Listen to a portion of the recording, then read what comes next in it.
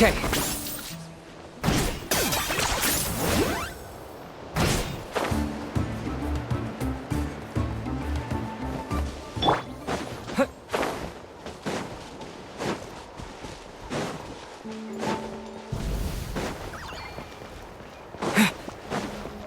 Okay.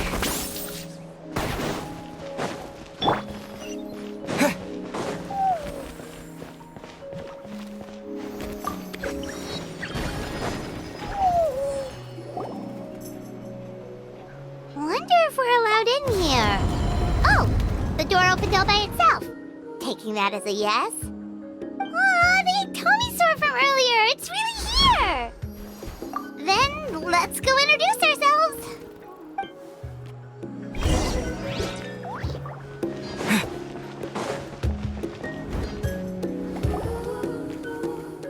Hello there. Okay. Probably doesn't understand what we're saying. Doesn't look like any cogs are turning in there. Whoops! Sorry! No offense intended! You there! You dare disrespect our elder?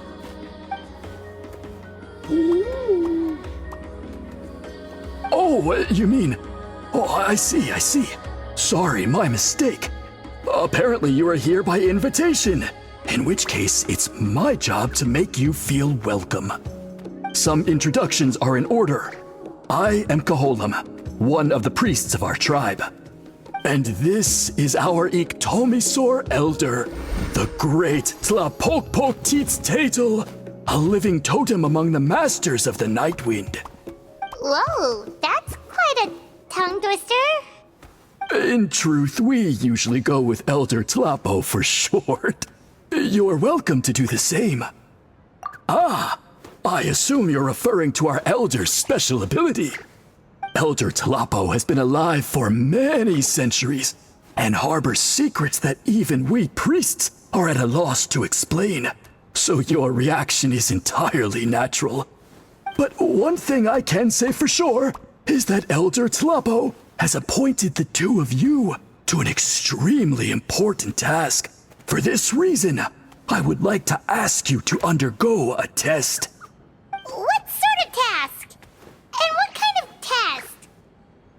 If it's all right with you, I'll take you to see our chief. He's in a much better position to answer your questions. Okay, sure. Very well. Then please follow me. You can use this scroll to go directly to the obsidian altar, where the chief is. Don't worry, it's just one of the many mystical abilities of our tribe.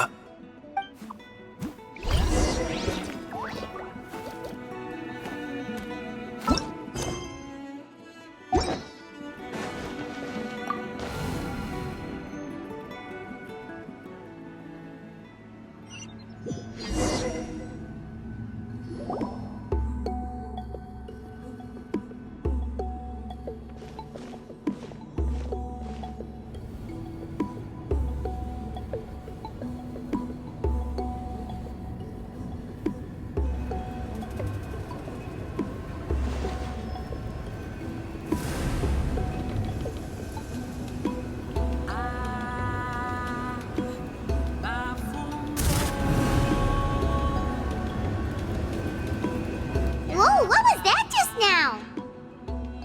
One of the routine duties of a priest. We attempt to contact the spirits of our ancestors to seek epiphanies and revelations. The chief is just over there. Please wait here while I have a word with him. I'll just be a moment.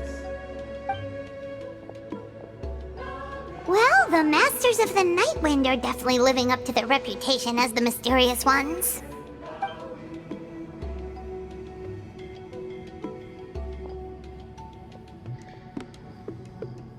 All right, I've told the chief why we're here, and now you may speak with him.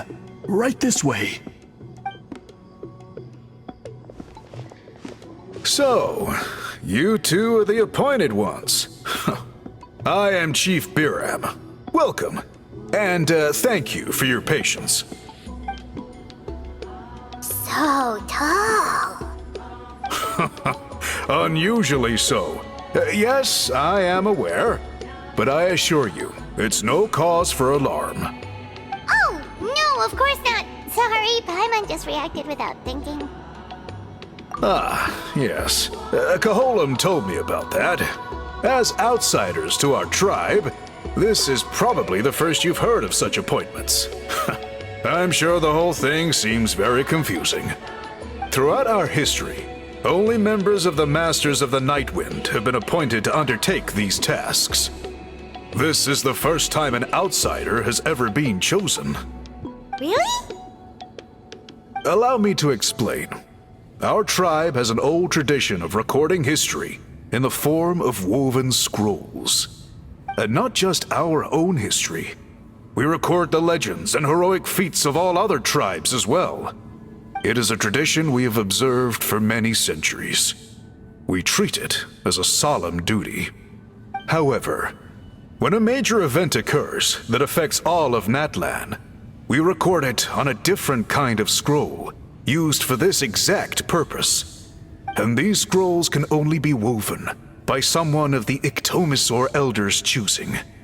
When the Ictomisor Elder senses a major change in the ley lines, it will issue a formal declaration to appoint a creator for this scroll.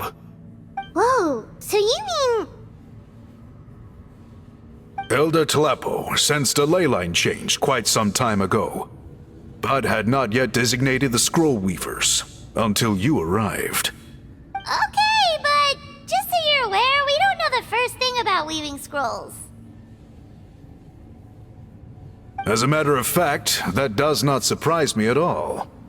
How come? In the 200 years that Elder Tlapo has held this position, none of the appointed ones have ever been experienced scroll weavers. Does that mean 200 years of major historical events have gone unrecorded? No. They all submitted scrolls in time, yet each of them claimed it was not their own work, but a gift from the spirits. Man, this tribe gets more mysterious by the second.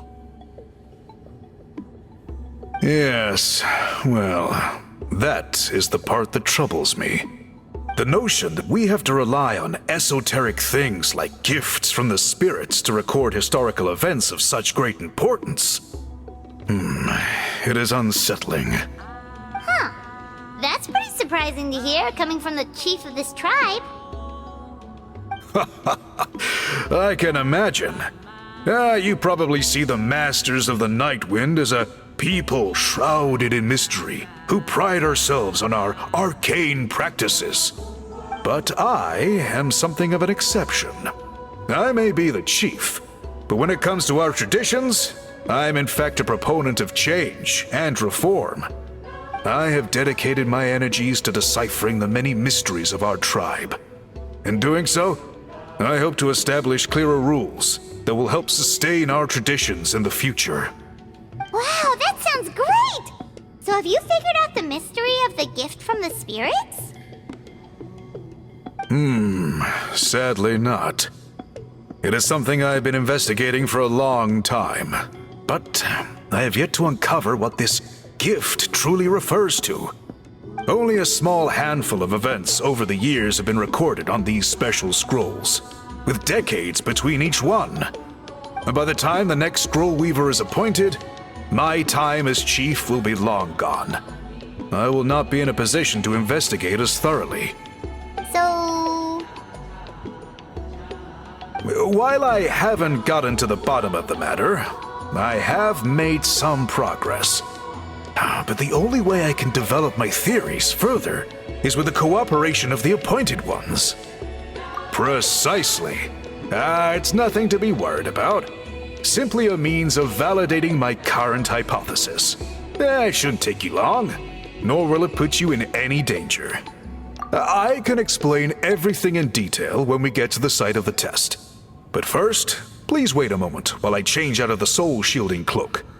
This garb is one of our important cultural relics, handed down by generations of chiefs. It is only to be worn when conducting certain ceremonies. Oh. Please, follow me.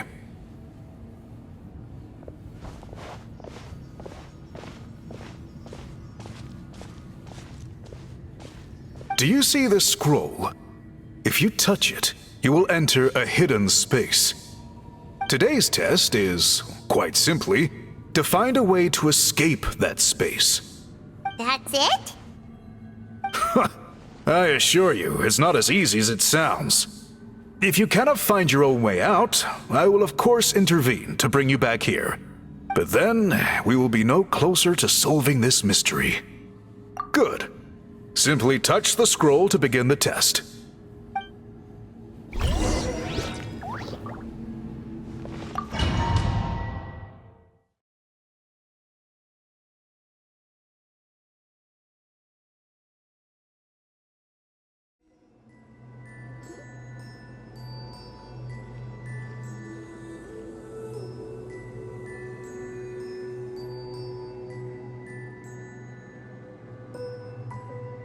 Whoa, we really did get teleported. It seems like this place is completely sealed off. Doesn't look like there's an exit anywhere. Let's take a look around and see what we can find.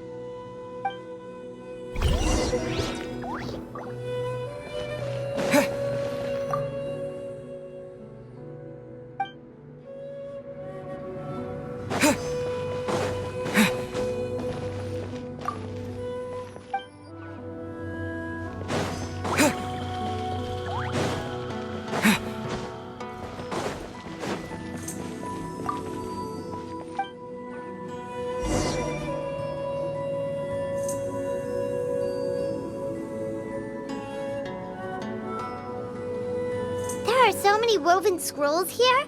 Paimon remembers seeing some of them before in other tribes. They seem to record historical events. This one really stands out from the rest. For starters, it's the biggest of them all. Wonder what story it tells. Yeah, you're right. Over there, something just flashed. Traveler, did you catch that? Oh, right. Paimon's with you.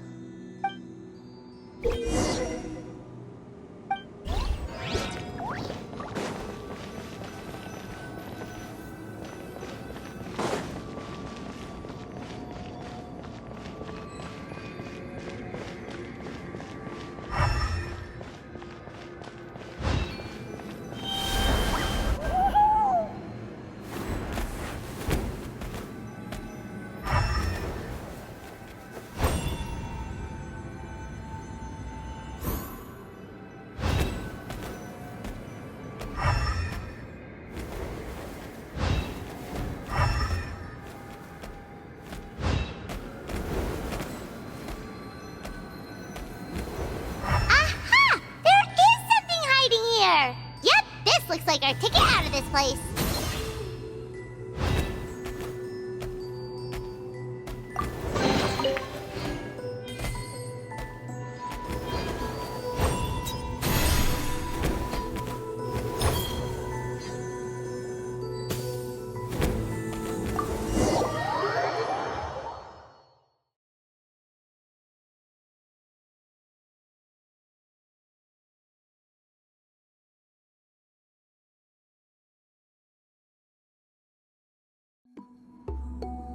Whew! We finally made it out! It is just as I thought. You are indeed capable of undertaking this mission. Yes. You saw many distinctive-looking scrolls there, didn't you? Sure did. This specific kind of scroll was left to us by our ancestors. Upon investigation, I discovered what sets it apart is the use of a color not featured in ordinary scrolls. It is a most mysterious color that most people cannot even detect. I myself had to employ special techniques to confirm its existence.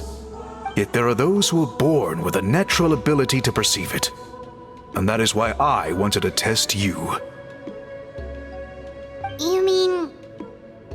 That space you just entered was an exhibition room for storing this variety of woven scrolls. Centuries ago, a great shaman by the name of Huitzilin put in place a security measure so that anyone who entered the room without permission will become trapped inside. It exists to this day. And although I have not managed to decipher how it works, I have at least found out how to turn it on and off. Once someone is trapped inside, it is all but impossible for them to escape without outside help, unless they share the great shaman's ability to perceive that strange color. Clearly you must have this ability, which leads me to believe that our Ictomisaur Elder can sense this ability in people, and that it appoints a scroll weaver on this basis. Another secret power? Traveler, you are full of mysteries. Still, having this ability doesn't change the fact that neither of us know where to start with weaving a scroll. Don't worry about that. The method for weaving this kind of scroll appears to be largely the same as for an ordinary scroll. The main difference is in the dye that gives it its unique color. If my suspicions are correct, this dye is the key to weaving the scroll, and your special ability is the key to obtaining it. The dyeing process is also a little different from the norm, but I don't anticipate any major issues there. As long as you two can source the dye itself, I can assist with the application. Cool, we'll follow your lead. Great! Then please use your abilities to source the necessary ingredients. And in the meantime, I will have someone prepare some fabric for test dyeing. We'll make a few sample pieces to test out my hypothesis. And if that goes well, we can begin the scroll in earnest. If you agree to help, you can expect to be handsomely rewarded once this is all over. So, what are your thoughts? Agreed, especially if there's a reward in it. What is the reward, by the way? Is it food? Paimon hopes it's food. Given the stakes involved for our tribe, I was thinking a substantial sum of mora would be appropriate. Surely that would be preferable to just a free meal. More works too. Anyway, how do we go about finding these ingredients? Are we supposed to just keep walking around Natlan until we stumble across them? Thankfully not. I've already identified a location where I suspect they may be found, and I've arranged for someone to guide you there. Your guide is waiting just outside. You can set off at your leisure.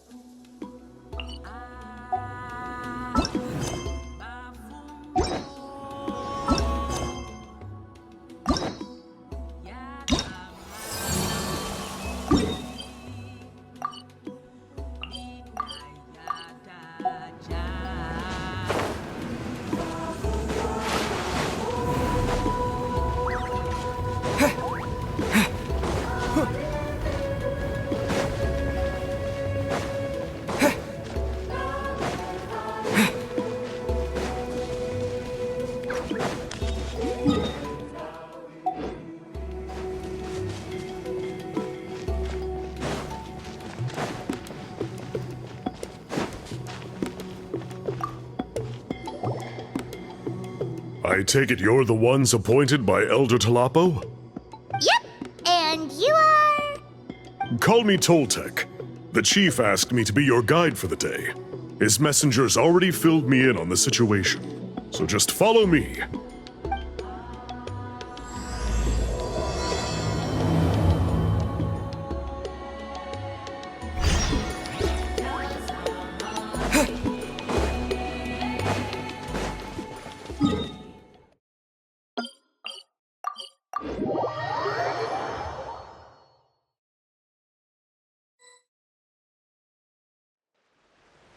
So the dye is somewhere in this cave, huh?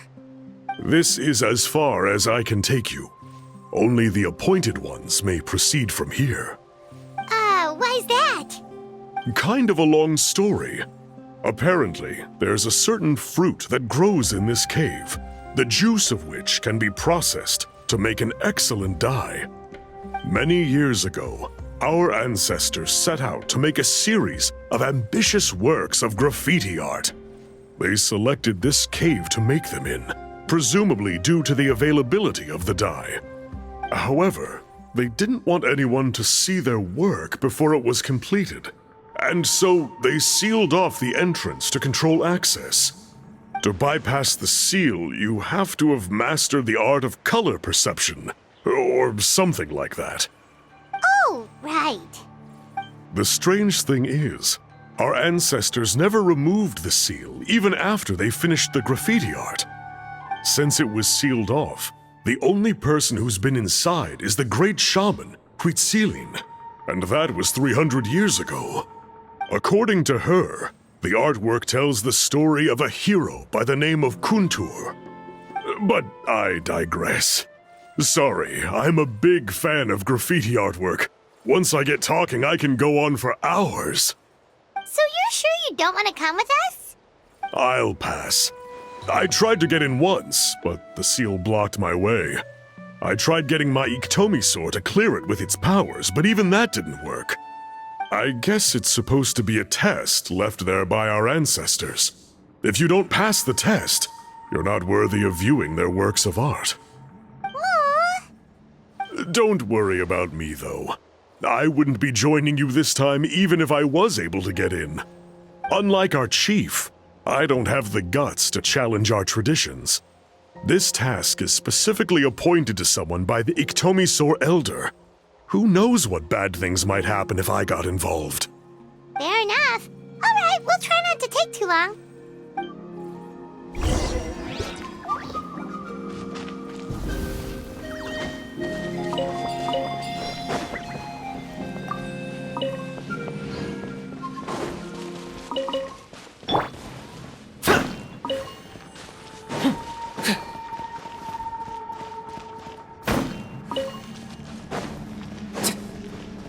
Looks like there's no way past.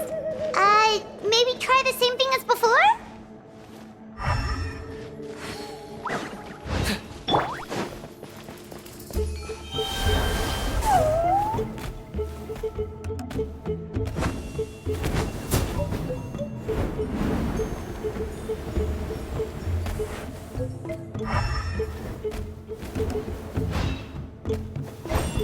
Hey, it worked! Let's head in and take a look.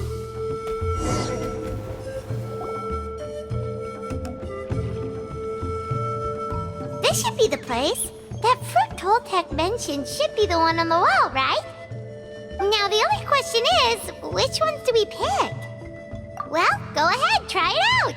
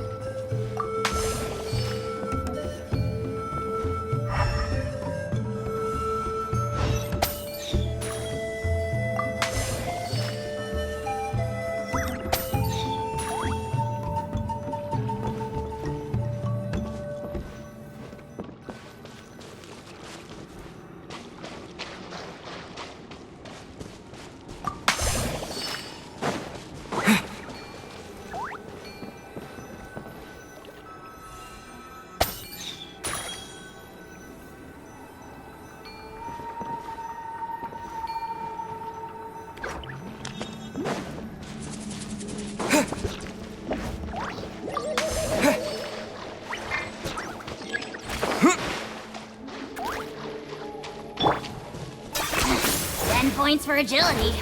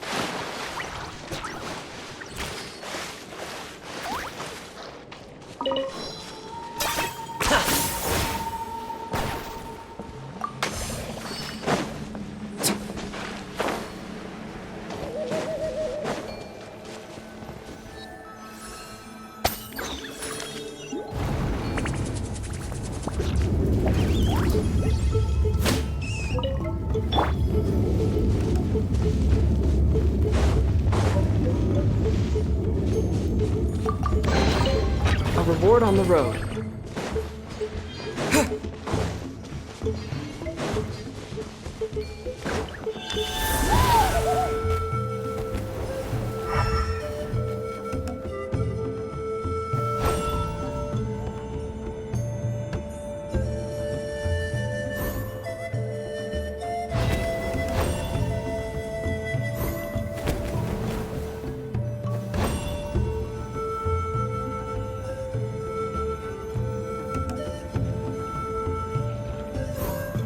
You saw something, right? Whatever it was, grab it!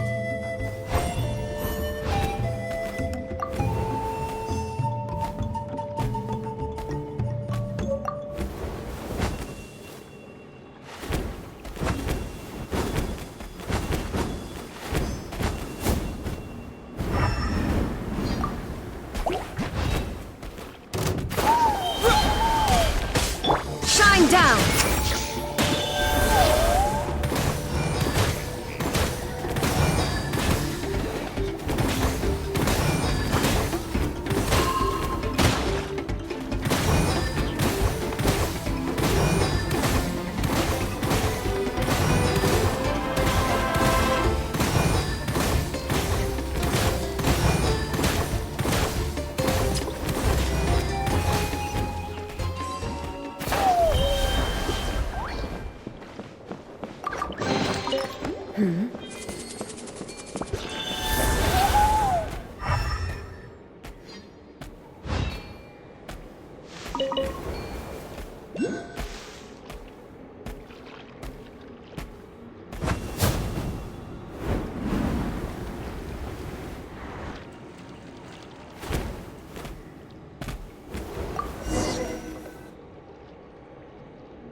These guys' ancestors made some real works of art here.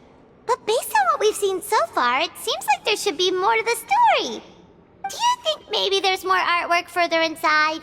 Seems kinda strange. Oh, no need. Paimon was just thinking aloud. Toltek's waiting for us, and we have a job to do. So maybe it's best if we head out now. Let's head back and meet up with Toltek.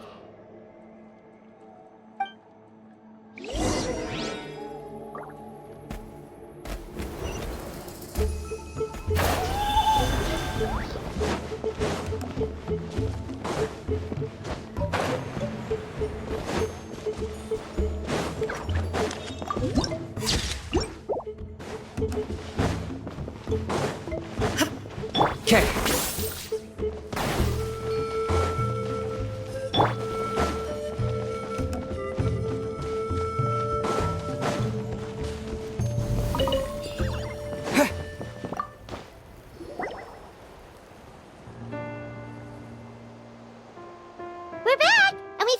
ingredients for the dye! Sounds like you made it through the seal then. Our Iktomisaur Elder was right about you. It's getting late. Follow me. I'll take us back.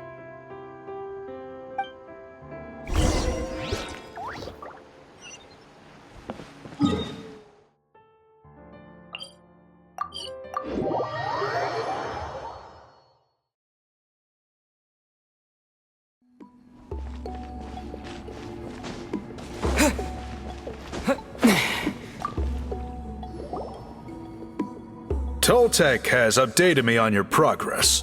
Well done. I appreciate your efforts. Sure thing! Here's the stuff for the dye.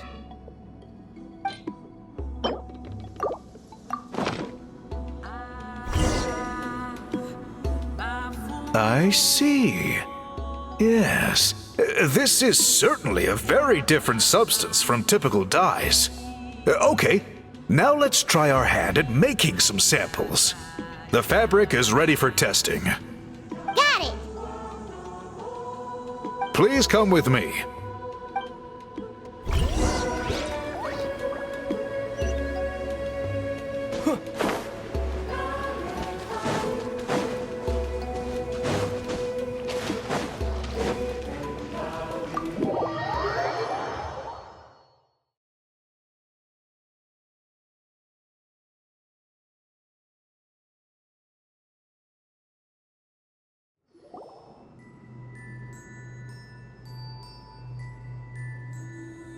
Take a look at this. It's a woven scroll made by one of our ancestors. This is the kind of thing we're trying to make. Ooh! The person depicted is the legendary shaman, Huitzilin. She lived 200 years ago and was once appointed by the Iktomisaur Elder, like yourselves. She was especially skilled in the art of color manipulation, and of course completed her task with flying colors. This scroll is a record of her deeds, and was most likely the work of her own hand. The quality is simply breathtaking, even compared to other scrolls of this variety. Sadly, since she passed away, all of our Iktomisaur Elder's subsequent appointees have had to rely on the gift from the spirits to complete their work. That's a good way of putting it. My only quibble with your phrasing would be, it's not just me, but us. Hoo-hoo! Now Paimon's getting excited.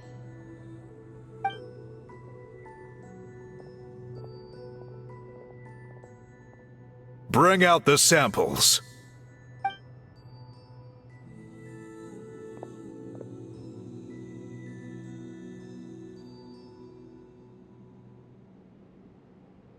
Now, as I mentioned, the dyeing process is a little complicated, but I am confident you will manage.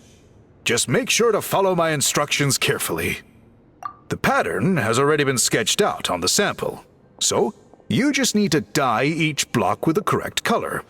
But you'll need to wait for the dye to fully soak in between each step to make sure the colors don't run.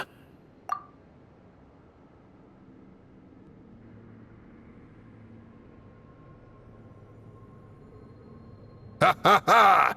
Good! The dye has taken to the fabric, and the pattern is crisp and clear. Next, apply all the remaining dye, and we should see that elusive signature color emerge. Okay, final step.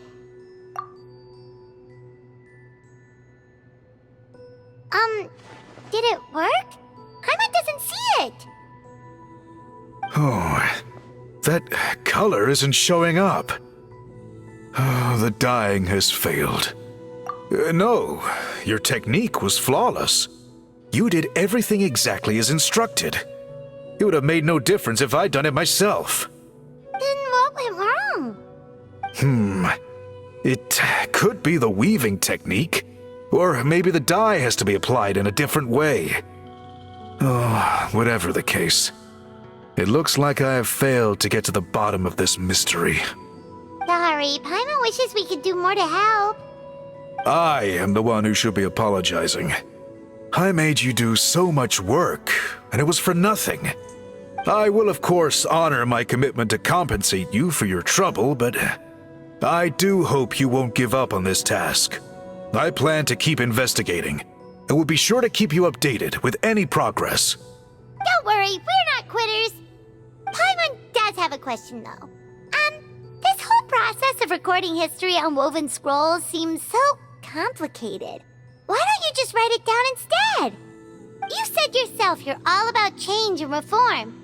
Well, this seems like a pretty good place to start, don't you think? Writing things down would be easier for everyone, and your records would be more detailed. I think you've perhaps misunderstood my philosophy, but that's okay. I can answer your question, but there's somewhere I need to show you first. Oh, sure.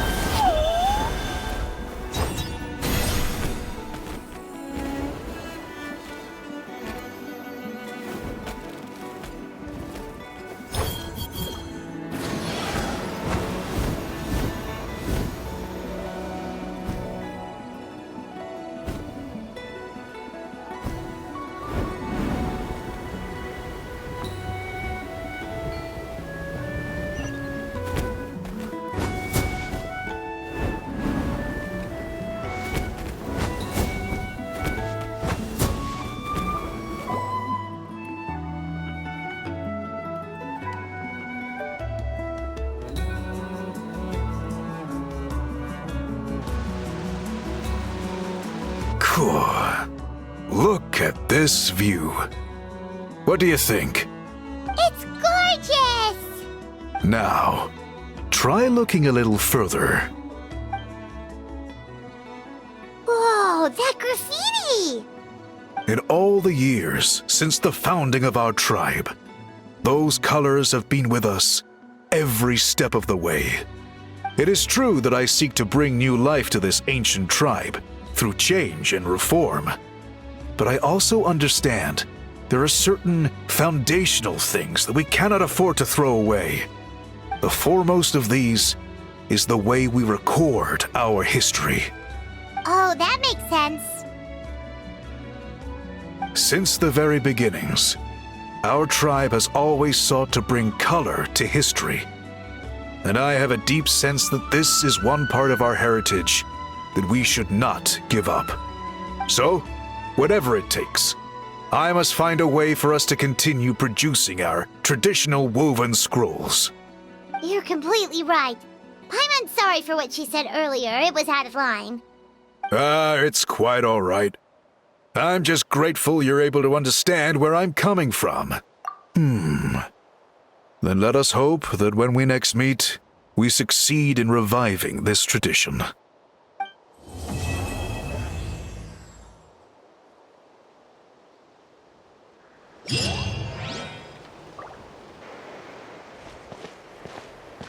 Huh? little concerning. Let's go over there and see what they're up to. Also, how did they get this close to a tribal settlement? Huh. All the Fatui left in Natlan are probably the captain's subordinates. That basically makes them followers of one of Natlan's heroes. Still, once a Fatus, always a Fatus. Something seems off seeing them here. Let's go check it out.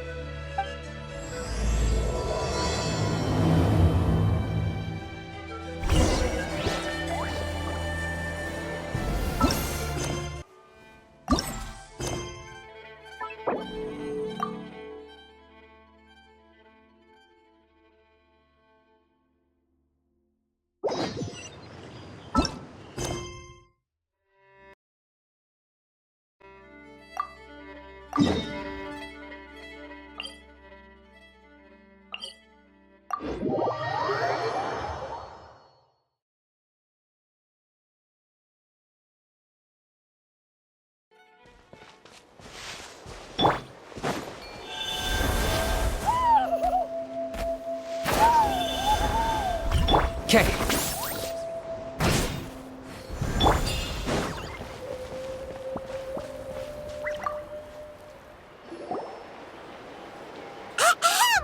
What are you guys doing here?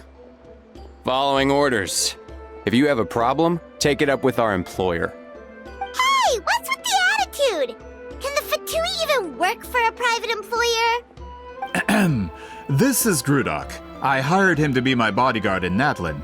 As you can see, he's not the sociable type. I'm sorry for any offense. My original plan was to hire someone from the local tribes, but a priest recommended Grudok and his squad. I was told they were capable fighters and had the time to spare, so they fit the bill. It seems like the Fatui's reputation in Natlan is quite positive. So that's what happened. Then you must be from Fontaine? Precisely! Montluçon, at your service. I work in the publication business.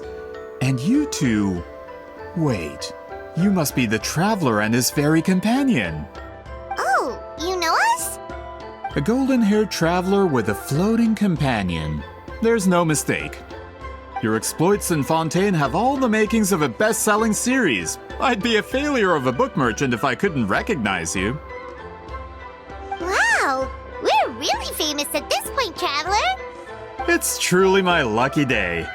I know this is sudden, but I was actually looking for you two. You see, I have a favor to ask. So, you chased us all the way to Natlan? That's a little creepy.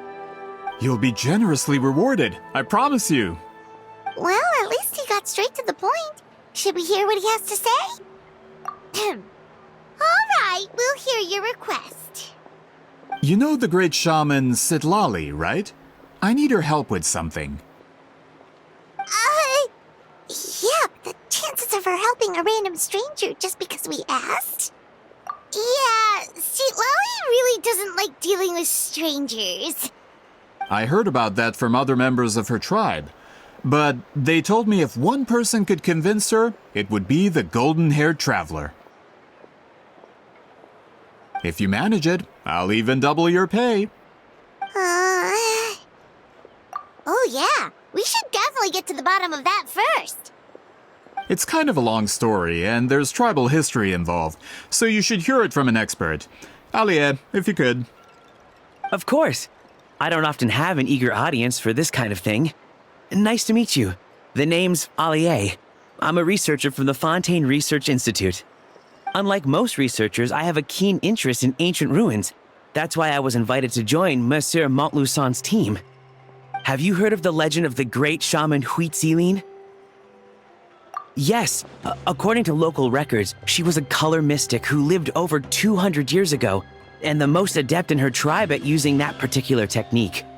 Out of all of her exploits, her most celebrated is the Battle of Seven Colors. According to legend, the battle was triggered by an abyss invasion, one of the most brutal in Natlan's history, even from a greater historical perspective. Amazingly, Natlan was able to turn the tide despite being at an extreme disadvantage. The key to victory was none other than a color Huitzilin created on the battlefield. The color was extraordinary, illusory in appearance while also seeming to possess physical form. Legend has it that Huitzilin used the color to construct a magnificent maze on the battlefield and trap all the enemies inside. This allowed her allies to launch a counterattack and ultimately secure victory. Anyway, that's the gist of it. We don't want to take up too much of your time. That story is the reason I came to Natlin. I often publish books about the history of other nations. They always end up faring well on the market. When I heard this story for the first time, I wanted to include it in my next collection, but historical records about Natlin aren't very detailed. We haven't been able to determine where the battle took place, or find any definitive evidence that it occurred at all. Even within the Masters of the Nightwind, people dispute the legitimacy of the story. Some believe it to be a myth. If that were the case, the story would not be fit for publication. But if you're just including it in a story collection, why does it matter if it never happened? Well, you see, the slogan for the collection is Restoring the Truth of History. Naturally, I need it to be factual. That's why I'm here. The Masters of the Nightwind are said to have a tradition of recording past events, so I wanted to consult their records. But I was refused access to the Obsidian Altar. Application after application, and all I received were a few ordinary woven scrolls with nothing to offer. Honestly, I'm just trying to promote their history, and they make such a fuss. According to my research, their scrolls are considered sacred relics in addition to historical records. Naturally, outsiders are rarely granted access. Not to mention, the scrolls we did get to review actually contain a huge amount of information. I just need more time, and I could... We've been over this, Alier. There's no need to waste time on those scrolls when we have a better way. Citlali, you mean? Exactly. You're well aware, I'm sure, that Citlali has been alive for more than 200 years. That means she lived during the era of the Battle of Seven Colors. If she agrees to be my consultant, then no other historical records are necessary. Oh, that's what you want. So, what do you say? I'll quadruple the pay if it helps sweeten the deal. Well, it's not that we don't want to help you. Oh, right. The duty the chief gave us has a lot to do with Huitzilin. Who knows? The Battle of Seven Colors might lead us in the right direction. All right, we'll help you convince Citlali. Just let us do the talking, okay? Of course.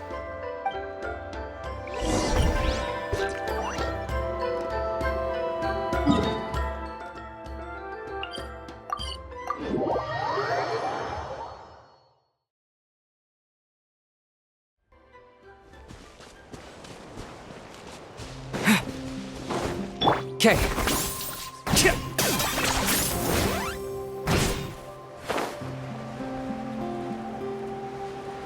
Let's ride!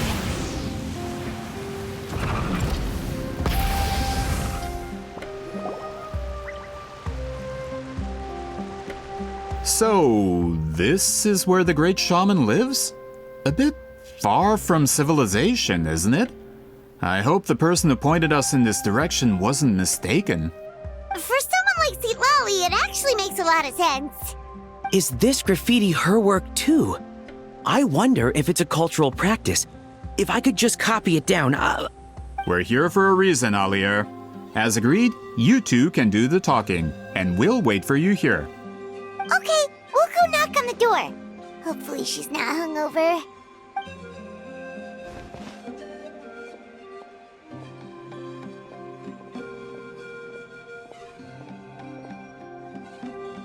Citlali? Are you there? We need your help with something! Oh, no response. Maybe she's not home. Oh, Granny Eatsley? Are you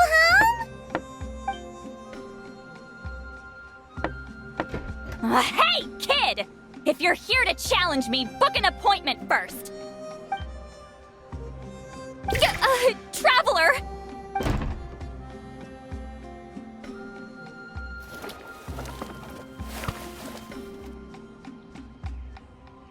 Looks like we came at a bad time. Are you still there? Just come in. We can talk inside. Well, at least we didn't get turned away.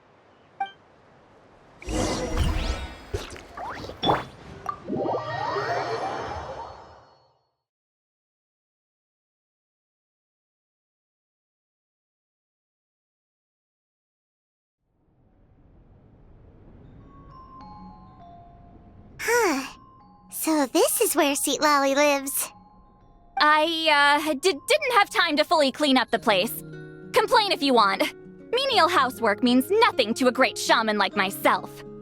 Besides, in light novels, people who keep everything neat and tidy are always too boring to be the protagonists. Also, I'm not a hermit. I'm just above superficial rules of societal etiquette.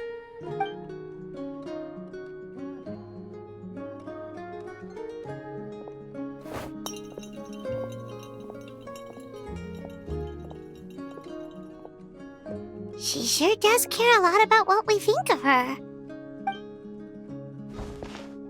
Oh, and that spell I used to transfer my senses to you, you're not still, experiencing the side effects, are you? It's my duty as a great shaman to check that kind of thing. Oh, you mean when we could hear your thoughts? Nope. It's been so long, we don't have to worry about that anymore, right? Then why do I hear the traveler's thoughts in my head? What?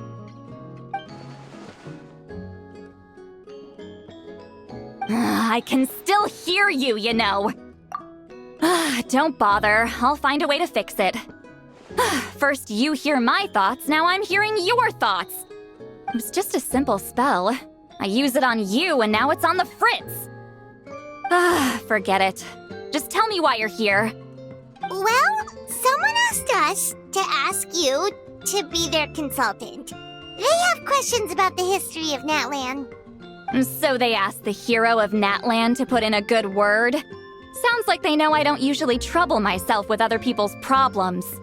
The pay is really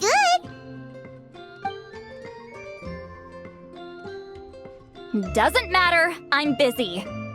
She sure doesn't look busy. Paimon knew this wouldn't get us anywhere. From you? Yeah, we were given a sacred duty to help your tribe weave a special scroll. Huh? So, you're the appointed ones this time? We were surprised too. After all, we have no idea how to weave a scroll like that. But with Chef Biram's help, we were able to make some progress. We still haven't succeeded, but we learned that the key to weaving the scroll is a special kind of color. The historical event those men want to ask about also involves color. If you help them, you might end up helping us too.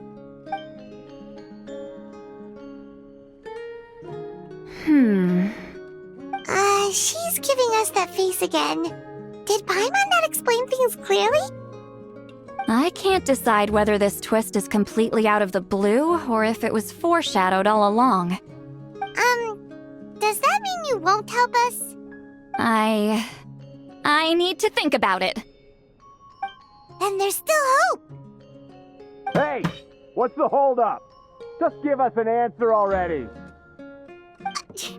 You agreed to let us do the talking!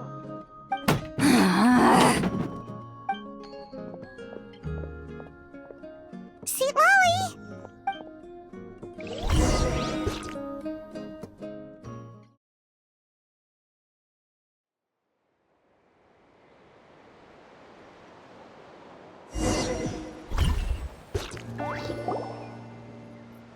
Stand down, Grudok. As your employer, if I tell you to wait, then you wait. Understood.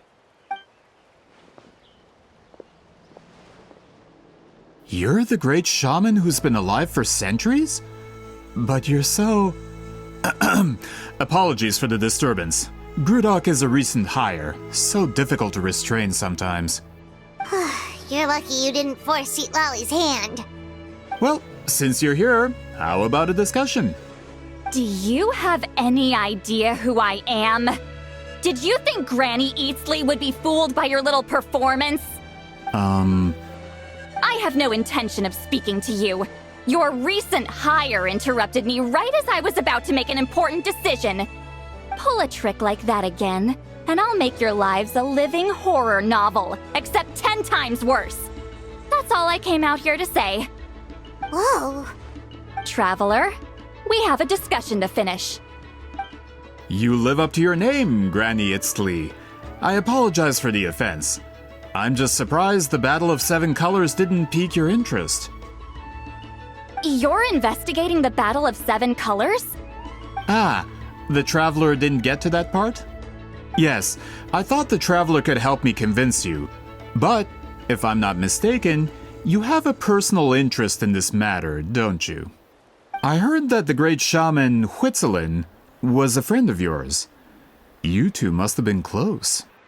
If I can resolve the controversy and prove the battle took place, I'll include it in my next collection.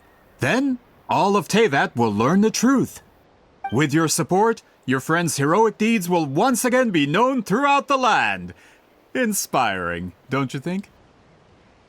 If this is really about that duty, then...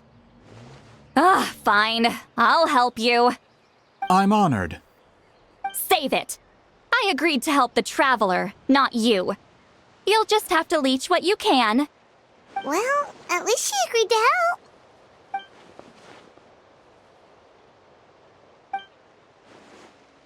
Who are you calling heartless? Not a problem. I always planned to work with the Traveler. So, did you directly experience any events of the battle? Do you have any idea where it took place?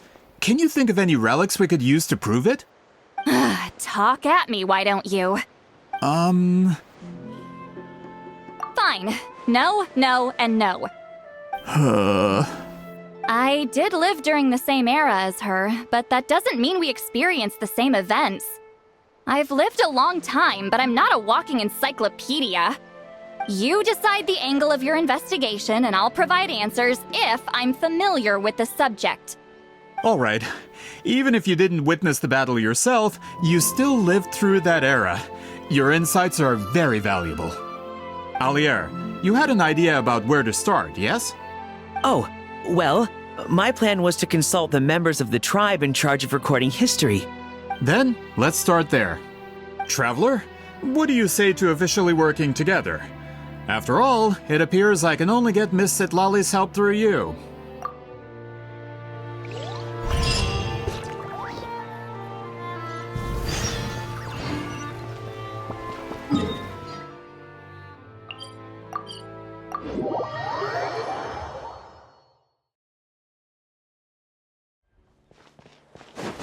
Let's ride!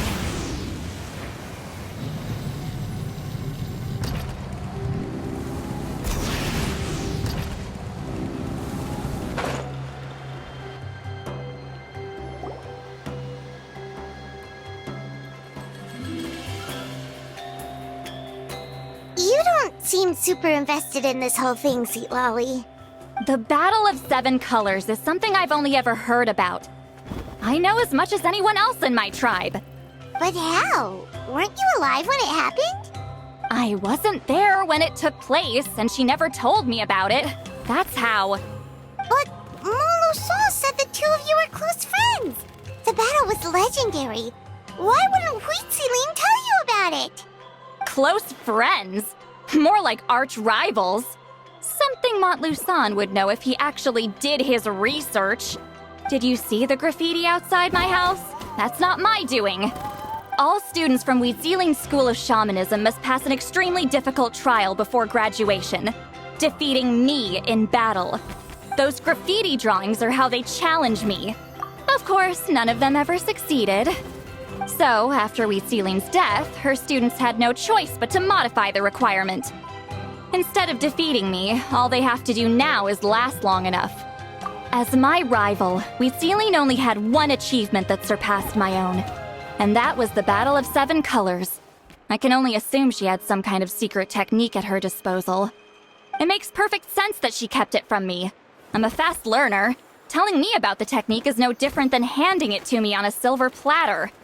As if she would give away her one advantage. Oh, that makes sense. Anyway, all of that is secondary. Like I said, I'm only here to help you fulfill your duty. Don't misunderstand. This duty is important for my tribe, too. A great shaman should do her part to see it done. Excuse you? I fail to see what housekeeping has to do with my duty as a shaman. Why is it that you're the one whose thoughts are exposed, but I'm still the one suffering? I need to get to the bottom of this. Excuse me, Great Shaman, but we have a situation over here. We could really use your help. Okay.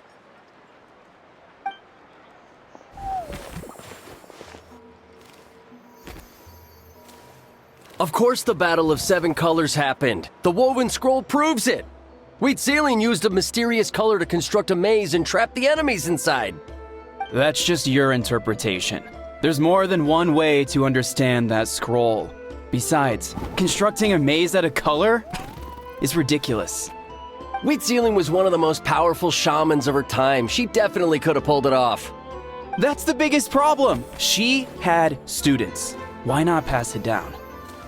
A technique that powerful? And no shaman since has ever used it? Her students are keeping it a secret, of course. If you knew a technique like that, you'd be a fool to show it to just anyone. Oh, I didn't mean to cause an argument. I just wanted to ask, is there anything we can use to prove the battle took place? Of course it took place. Why would you need to prove it? You'll have to excuse him. Some people in our tribe insist on clinging to outdated views of history. I'd give up now if I were you. It only gets more ridiculous from here. Please don't fight. Wow, so the battle really is controversial. Am I the outdated one? Kids these days can't find anything better to argue about? These arguments are precisely why I hesitate to include this story in my collection. Neither side was able to offer anything useful. What should we do? Wheat Ceiling was a passionate teacher. We were opposites in that sense. The technique she used in the battle must have been her masterpiece. There's every reason to pass it on. Still, if the technique is powerful enough to single-handedly stop an invasion, it also makes sense that her disciples would keep it a secret. We should check with the students from her school. If we can confirm the technique exists, we can deduce certain things about the battle. But as far as I know, most of the shamans from her school occupy high positions in the tribe. Not the type of people outsiders like us can speak to on a whim. Right. The obsidian altar is off limits to you. But, if I go... Is there a problem? Most of Wheat Ceiling students are respected priests in the tribe. But that means they had to go through me. Or try, at least. I, of course, humiliated them from a young age. Those who hold the position now are the ones who lasted long enough before I wiped the floor with them. If I show up without warning, they'll run for dear life. That's not gonna get us any answers. Yeah, Paimon can see it now. Hey, don't jump to conclusions. That was just a metaphor. Only you have the guts to joke like that with me, traveler. Fine, I said I'd help, so I'll help. But don't blame me if it goes wrong. Alright,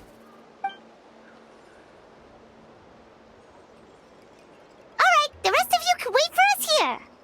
We appreciate the help.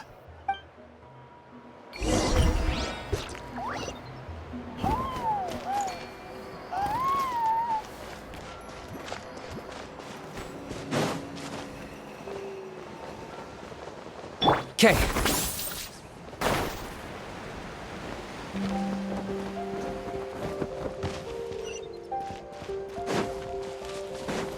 Let's ride!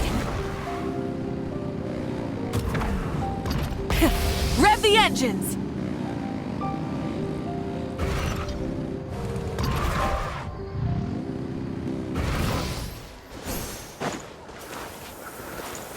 Alright, let's finish this fast.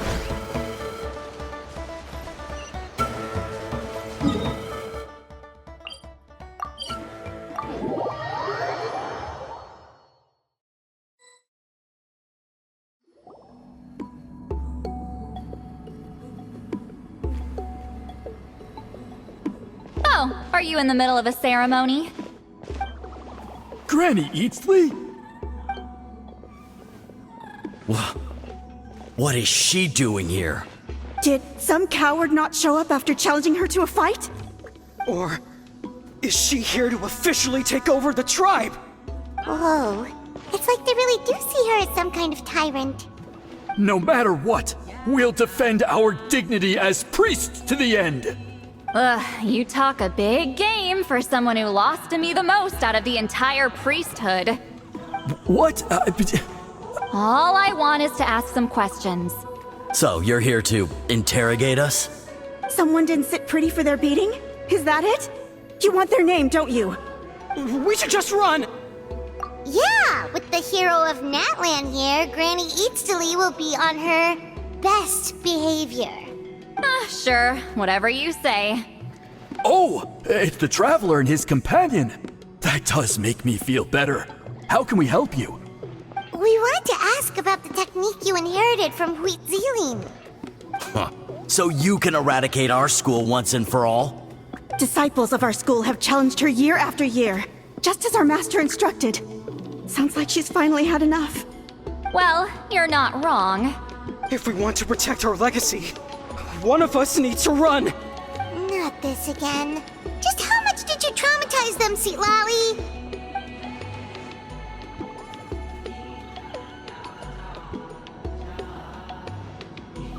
Hey! You can't just say whatever you want just because it's in your head. I'm Granny Eatsley. A mere mention of my name and kids burst into tears. Love and respect? No one has the guts for that. What? You know what? Forget about your duty. We really need to fix this mind-reading situation.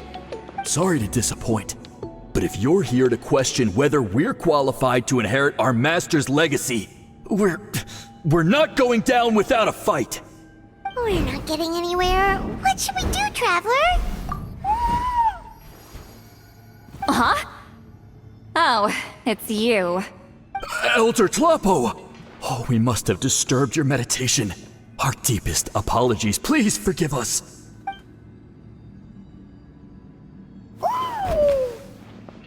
Did Elder Tlapo just issue a declaration?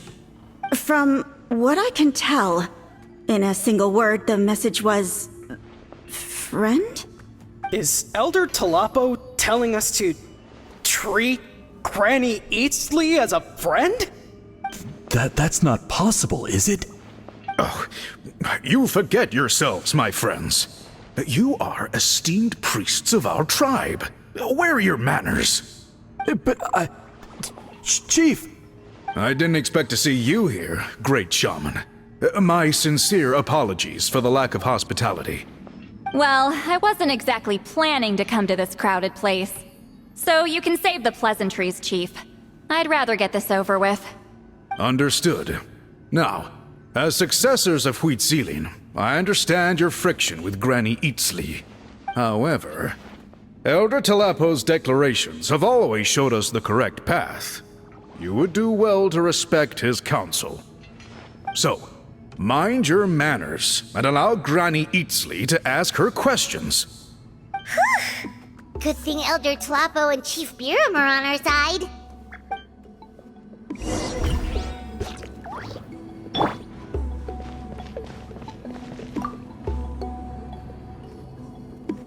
Hi there, Elder Tlapo! Hey, he seems pretty happy to see us. He's the one who put you in charge of the scroll, right? Yeah, Elder Tlapo appointed us to the task. Elder Tlapo, huh? He's still Claw to me.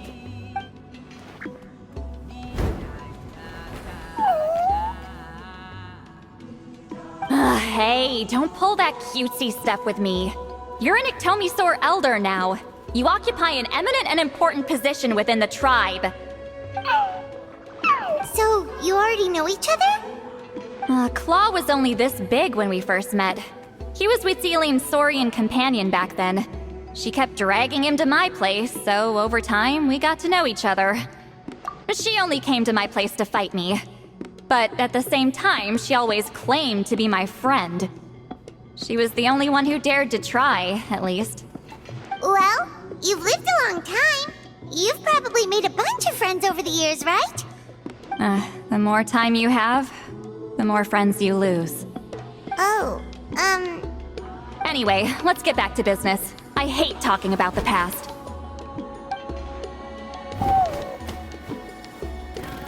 Oh, 200 years and you still haven't given up, Claw? I still haven't made up my mind, so you should head back. Traveler, Paimon, let's go.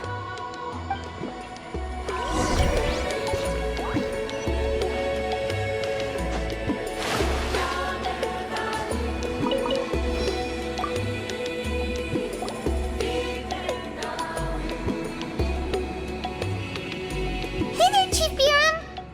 Oh, wait. We haven't reached out since the last time we failed the task, huh? I'm just grateful you haven't forgotten that duty. Actually, we have good news. We found another clue. I'm all ears. It's the Battle of Seven Colors. Huitzilin's claim to fame? That sounds promising. But the battle took place hundreds of years ago. An investigation is bound to be difficult. True, but Granny Eatsterly promised to help. Is that so? Huh. I've tried seeking her help in the past, but I never managed to coax her out. You should cherish this opportunity. Hey, don't complain! None of the previous chiefs succeeded either. Forgive me. That wasn't my intention. It was a comment on my own failings. Paimon said you've been trying to figure out how to weave the special scroll. It is my duty, great shaman. Why bother? The scrolls always end up completed on time. So what's the point of figuring it out for yourself? If I may, this task concerns the history of Natlan as a whole. And in many ways, history is the memory of a people. Memory is sacred to our tribe. I'm sure a great shaman understands that better than a humble junior like myself. Something this important cannot be left to baseless rumors. I know you don't concern yourself with the daily affairs of the tribe, Granny Eatsterly. Even so, as a priestess, I trust you wouldn't leave something like that to chance. I get your point. Of course, the one time I wish you could read my mind, it doesn't work. No, that's not it. Huh? It's not important. Rest assured, Biram, with my help, the Traveler and Paimon will definitely be able to complete the task. You have my thanks then.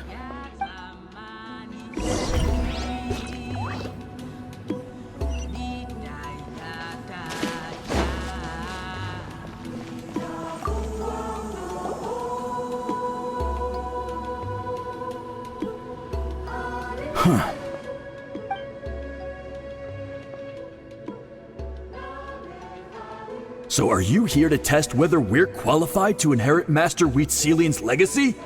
You've already been tested, haven't you? Well, frankly speaking, I don't think any of you are qualified. But that's not why I'm here. All you need to do is be good and answer my questions. Fine. Ask away. You've heard of the Battle of Seven Colors, right? Of course. It's our master's claim to fame. An immortal legend inscribed in the very history of our tribe. Then I'm sure you know there are those who question whether it actually occurred. I did hear people arguing about that the other day. It's disgraceful. How can they question something like that? It doesn't surprise me. Natlan has had more tourism lately. A lot of people have started getting strange ideas after interacting with Outlanders. After all, everyone who took part in the battle has returned to the ley lines. Without witnesses, it's hard to refute detractors. Well, it just so happens the questions I want to ask are directly related to the legitimacy of this battle. Listen, we know you are rivals, but do you really have to question her legacy? You think she's like you? Someone who can't survive a little scrutiny?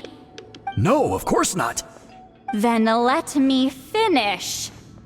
During the battle, Wheatsealing most likely used a technique powerful enough to turn the tides of war. I'm sure she was very proud of it. Proud enough to pass it on to her disciples. So, which one of you inherited that technique?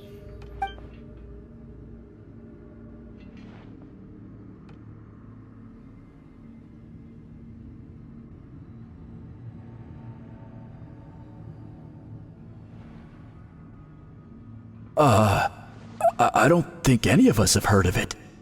Listen, I'm not trying to take it for myself, so be honest.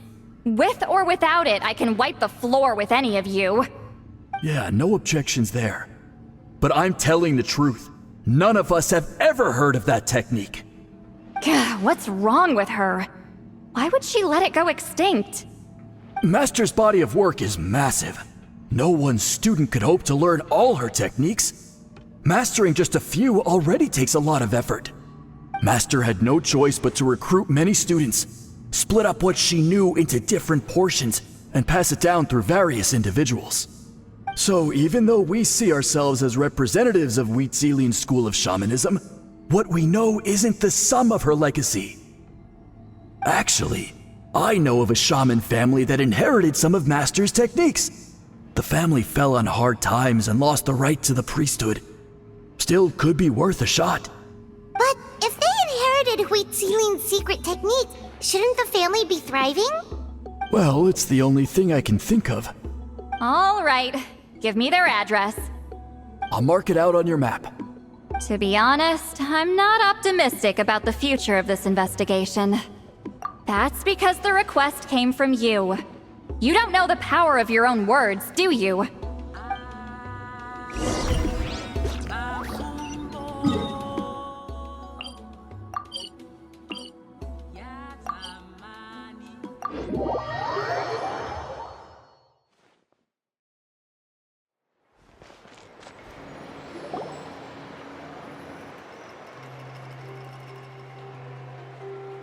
Proving the legitimacy of this battle seems more hopeless by the second. Nothing we can do about that. Well, even if our investigation ultimately proves the legend to be false, that's still a worthwhile result. Although I'm here for business purposes, I have a personal interest in this as well. I'm drawn to matters of historical truth. That's exactly why I chose to follow you, Monsieur Montluçon. Listen, I'm just updating you on the situation, not asking for your opinion. I don't really care whether you continue your investigation. Traveler, you came to me for help with your scroll weaving duty, right? You thought looking into the Battle of Seven Colors could give you answers. That's understandable. But based on our progress, I'd say this is a dead end. Instead of wasting time, you might consider taking a different approach. I'll try to think of another way to help you. Respected traveler, let's not forget about the compensation I promised. You shall have it in full. Extra, if that's what it takes. What makes you say that? Yeah, based on what you've told us so far, it kinda seems like there's unresolved tension between you two. You think so? She claimed to be your friend, but picked fights with you non-stop, and never told you about her biggest accomplishment. By figuring out the truth behind the battle, maybe we can finally help you get closure. Closure? I'd say we're 200 years too late. But fine, if you want to keep investigating, be my guest. Ah, that's wonderful news. Alright, let's go visit the shaman family.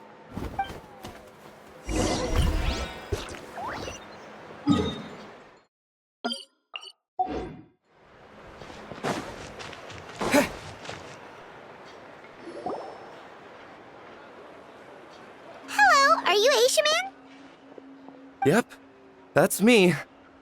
Huh? Granny Eastly? Get up! In a crowded market like this, the only person who should be trying to hide is me. My apologies. Ever since my grandfather's generation, the shamans of my family have given up on passing your trial, Granny Eastly. Have we offended you in some other capacity? Man, this is generational trauma at this point. Whenever I misbehaved as a kid, Grandpa would tell me about the thrashing he received from Granny Eastly. I still get nightmares about it sometimes. Hey, don't get any funny ideas. This was your idea, remember? Keep asking your questions. I'm going to find somewhere quiet to wait.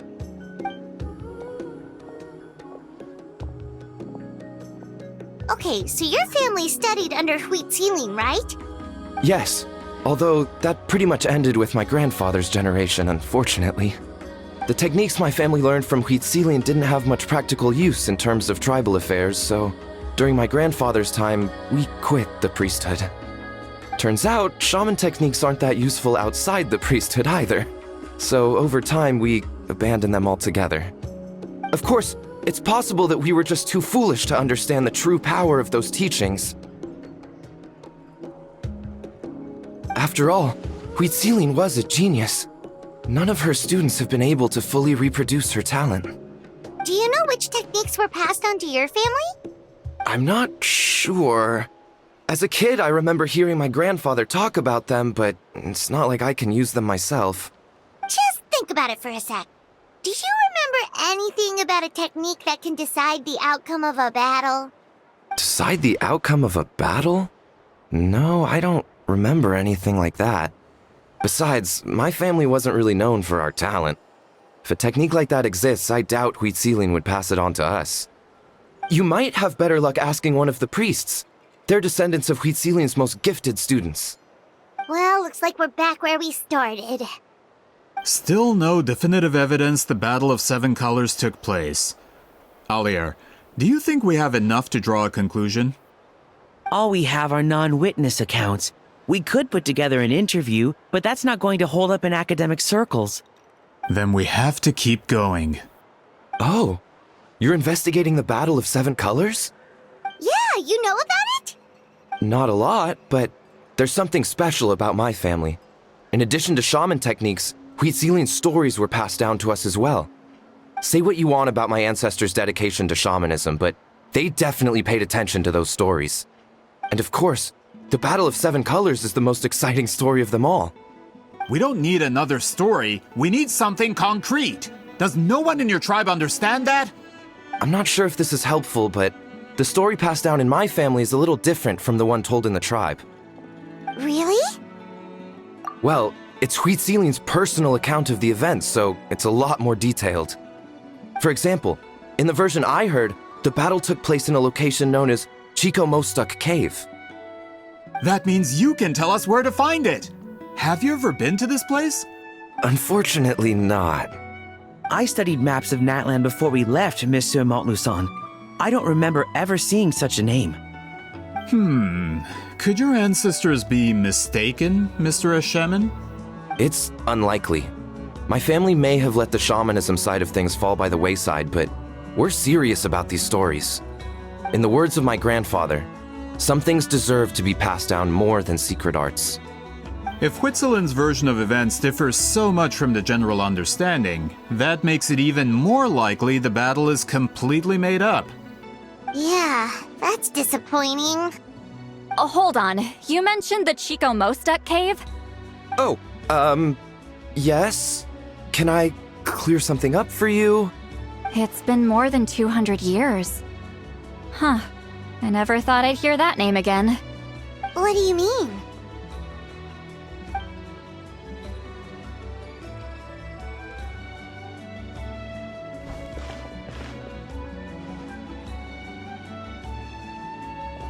That location is now known as the Valley of Fog. The Chico Mostuk cave is what it was called 200 years ago. Precisely when Huitzilin was alive. That means, Monsieur Montluçon, we can confirm the original site of the battle.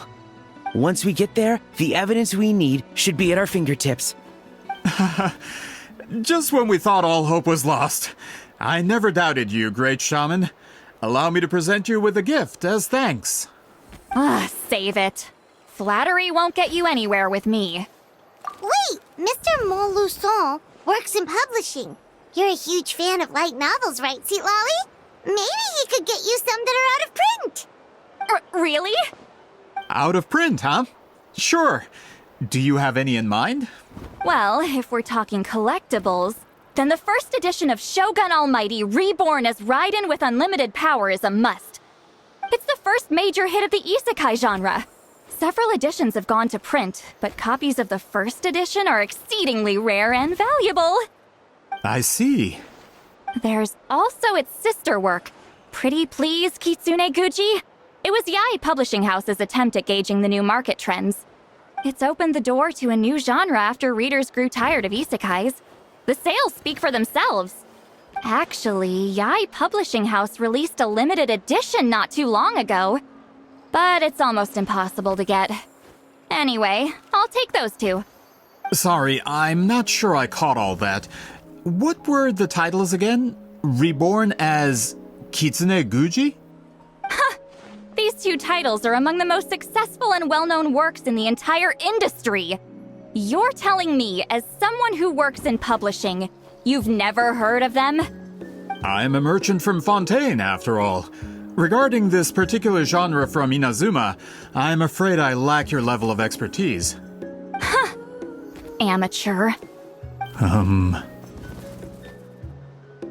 Of course! Sounds like a perfect arrangement. Now, there's no time to waste. We should head to the site of the battle right away. Once we get there, it'll take a bit more work to determine the actual location. Right now, all we have is a general idea. Well, I'm sure Miss Sitlali can help us with that. Have you even looked at the time? It's already evening, and I have important plans tonight. You expect me to work through the night? Well, what do you think, traveler? Okay, we'll find a place to rest for the night. When should we meet tomorrow? He's persistent, huh? How about noon? Do we have to wait that long?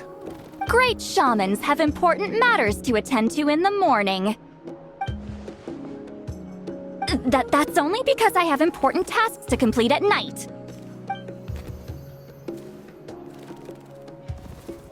All right, as Miss Sitlali instructed.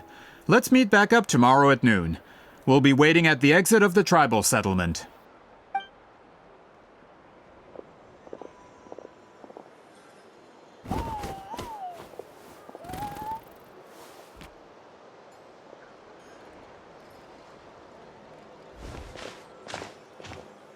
Sorry, I just wanted to ask, is Granny Eatsley satisfied with my answer? Yeah, of course. You really helped us out. Oh, good. I'm glad I didn't offend her somehow. You're really that scared of her? To be honest, Granny Eatsley almost never interacts with ordinary tribespeople like us. Everything we know about her comes from rumors. She's a powerful shaman who's lived for over 200 years. As a great hero, you're probably the only one who isn't intimidated by her.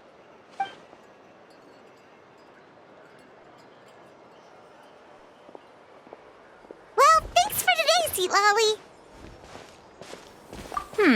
That's quite considerate of you. All right, let's grab a few drinks. Just like last time. Wait, didn't you say you had important plans tonight? What did you think I meant? Does that mean you've gone drinking every night for the past 200 years? Now Paimon's worried about your health. No, I've had enough socializing for one day. I know somewhere quiet. We can just buy some drinks and head over.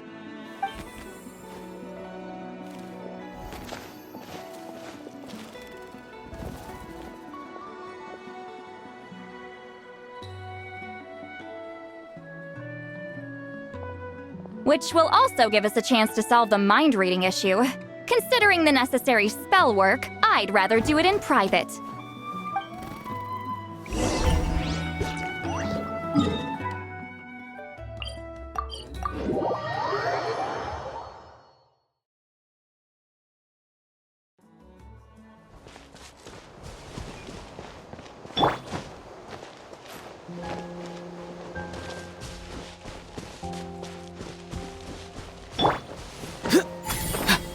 Let's ride!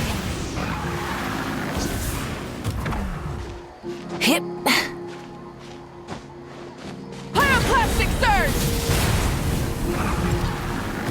Is this the place? No, further up. Further up?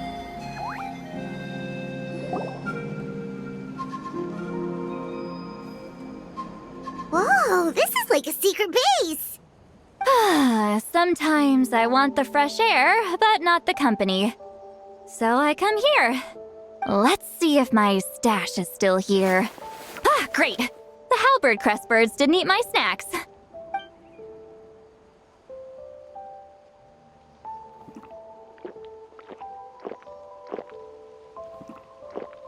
Now for the mind reading issue. Give me your hand.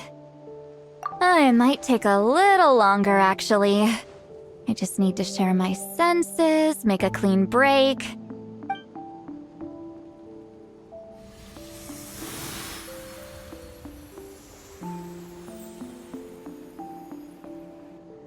And that should do it, right? You're not wrong.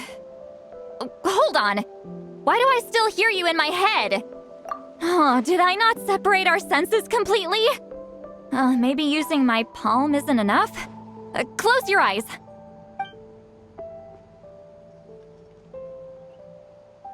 Oh, please work, please work. A great shaman should be able to handle this. Okay, what about now? Huh? And now? Huh. Whenever I try to remove the effect, it just flips direction and gets worse.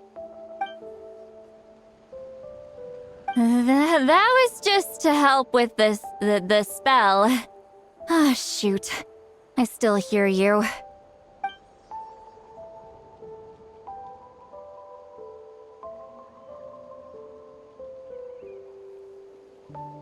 For a human soul, to lose the boundaries of the mind is to drown in the sea of consciousness without a concept of self. Wait, that sounds bad.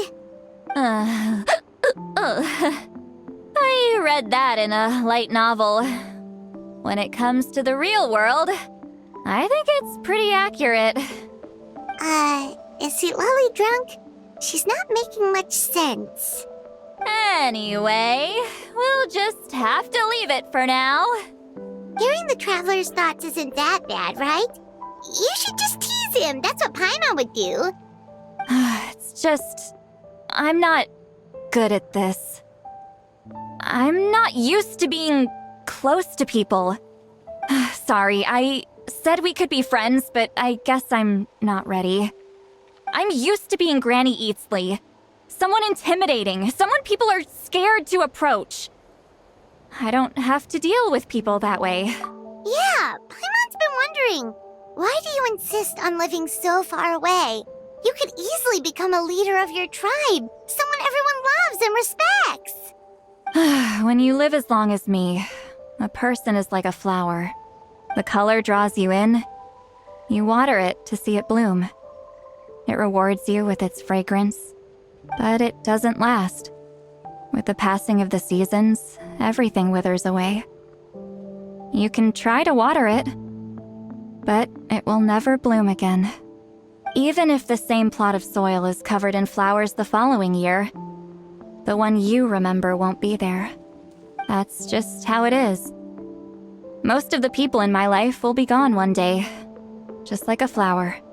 Getting close means losing friend after friend for hundreds of years, until the weight of their memories crushes my soul.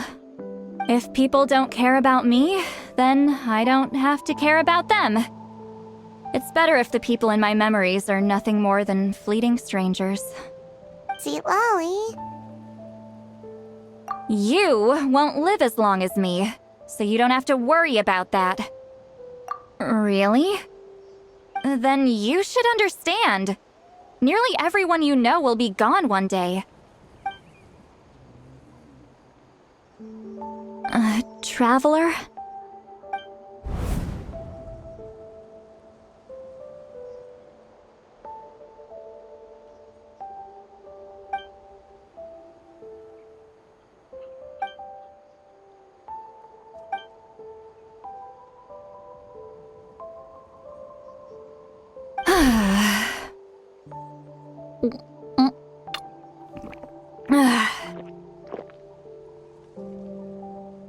something wrong? Ah, stupid mind-reading side effect won't go away. It's not like I want to hear you complain about me all the time. Okay, she's definitely drunk. See, Lolly, maybe take it easy? At this rate, you might sleep past noon tomorrow. I'm not drunk. I remember everything the traveler said. Just gotta think of a response. I'll think of something. Uh-oh, not this again. Is she asleep? I'm fine. Can get home by myself. Is she talking in her sleep or talking to us? She seems kind of out of it. Bye. Gonna walk back alone. Need some time to think. All right.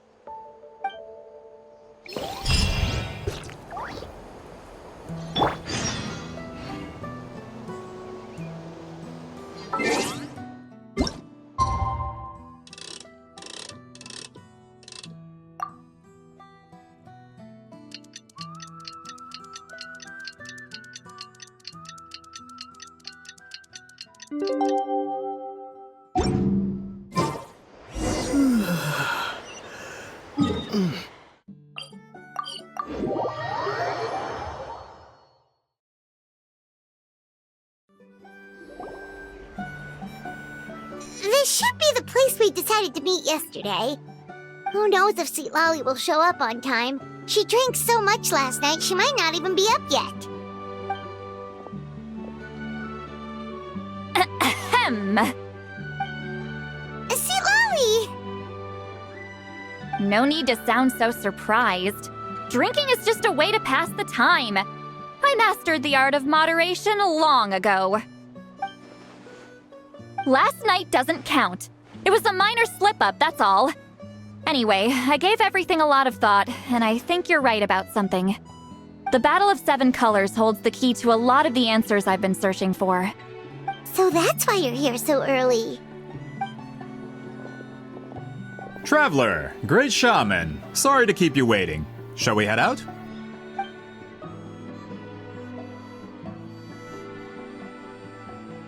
Just follow me. I'll confirm the location myself. Of course.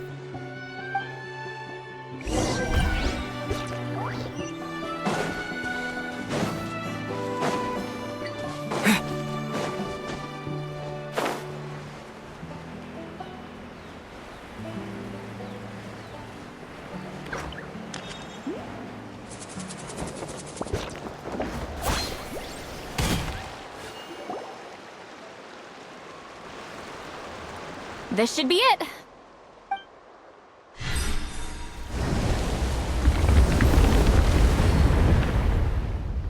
So the battlefield is inside this place. That could explain a lot of our academic questions.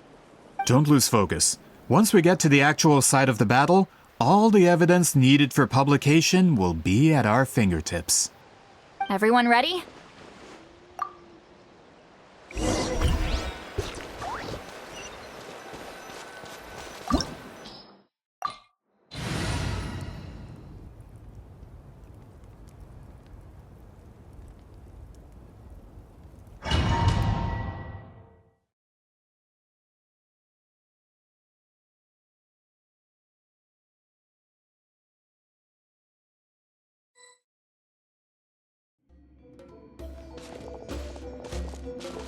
So the Abyss invaded through a cave like this?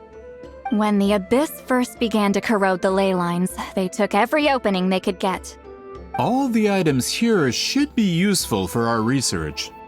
You're not to touch a single one without my nod of approval.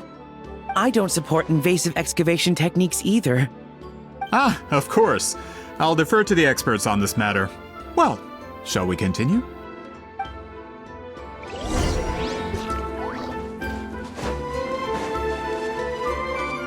Return to the skies!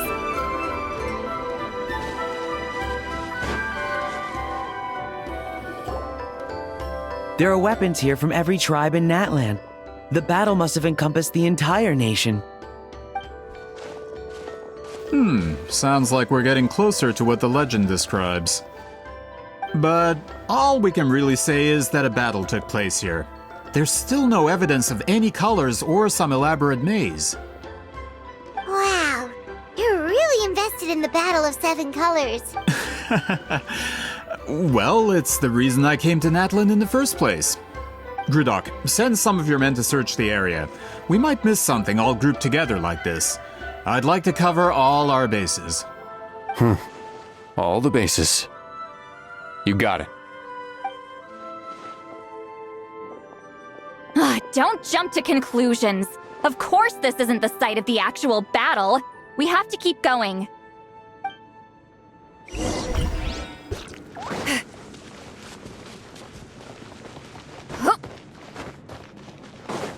This wall is in our way! I might have an idea. Traveler, try removing that sphere.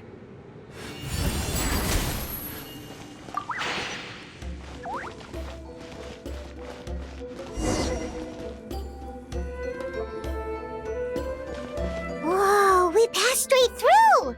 What was that? Some kind of color magic?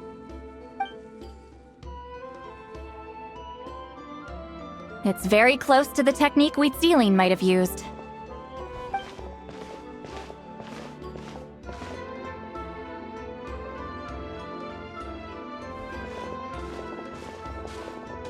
That's it? Doesn't quite compare to the scale described in the legend. Still, what a terrific archaeological find! Enough chit-chat. We should keep going. The deeper we go, the more we'll find.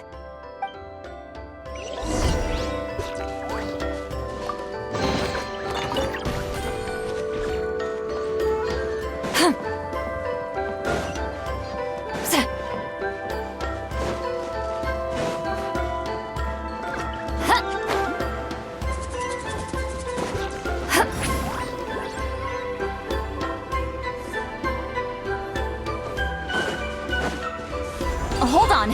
If we step here, we might fall through. You mean there are traps in here? Remember how we were able to pass through the wall just now? It must have been because, on our person, we were carrying the same color as the wall. Let's put the sphere down and see what happens.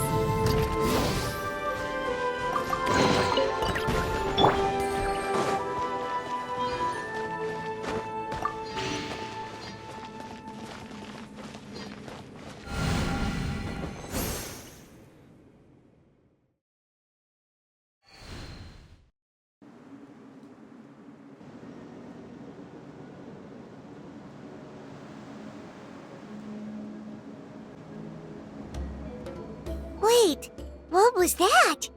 What is this place? Look! A maze made of colors. It's real. I can't believe it. Hold on.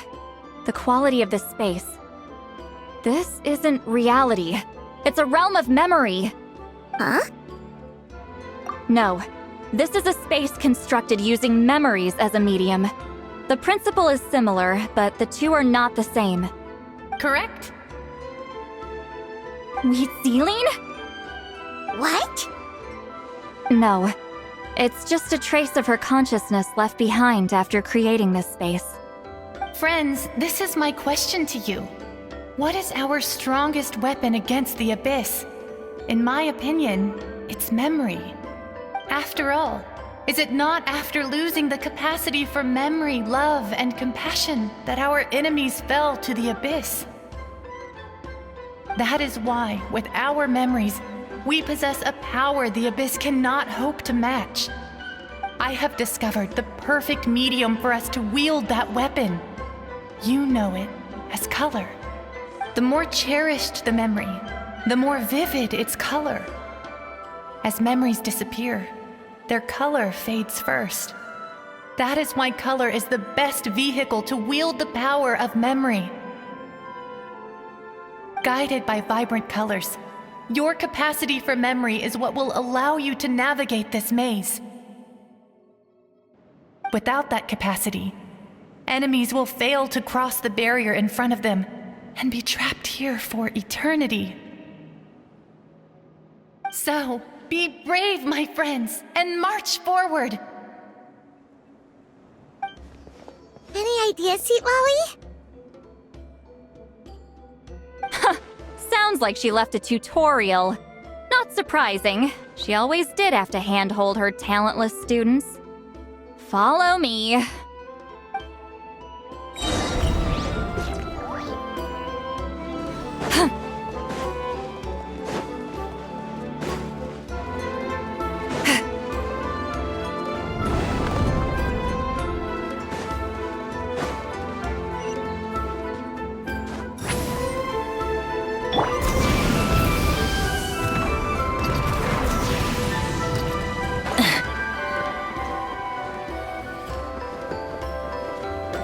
Time to go.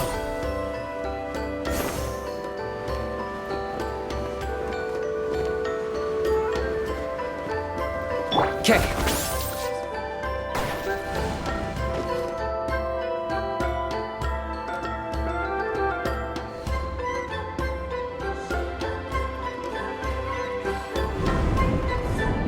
There are monsters here too? Abyss creatures. Likely trapped here for some time. Looks like a few monsters made it out of the battle all those years ago.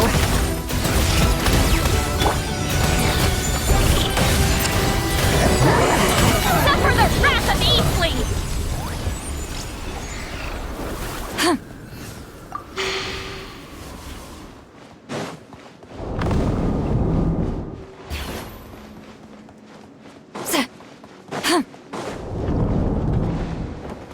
What's with these color-changing blocks? You and Sweet Lolly fell through all of a sudden. You scared Paimon half to death. Must...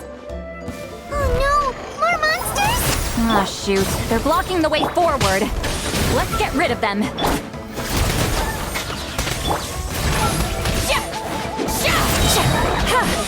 You two!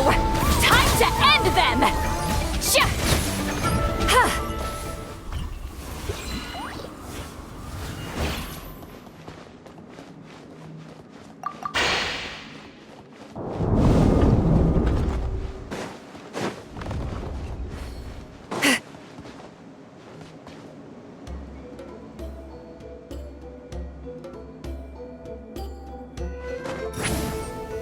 This place is so pretty. If not for those monsters, Paimon would have never guessed this was a battlefield. Is this a bridge made of colors? Don't sound so surprised. We just need to cross and we should reach the end.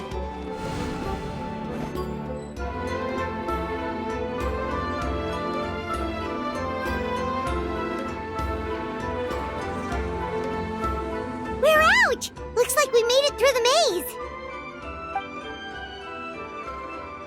Hold on. This is... Whoa, so pretty! The thing inside the sphere looks exactly like the maze! It's like a miniature blueprint made from a special dye. That color. The dye was modified using a secret technique to harness the power of memories and create mazes like the one we just witnessed. Without that power, it's just a normal dye. But the color it produces is still quite rare. I would say this is the most direct evidence that the Battle of Seven Colors actually took place. The expert has spoken!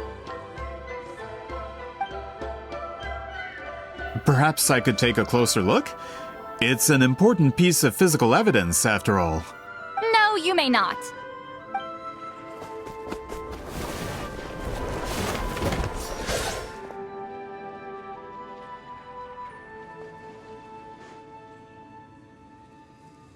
Doing?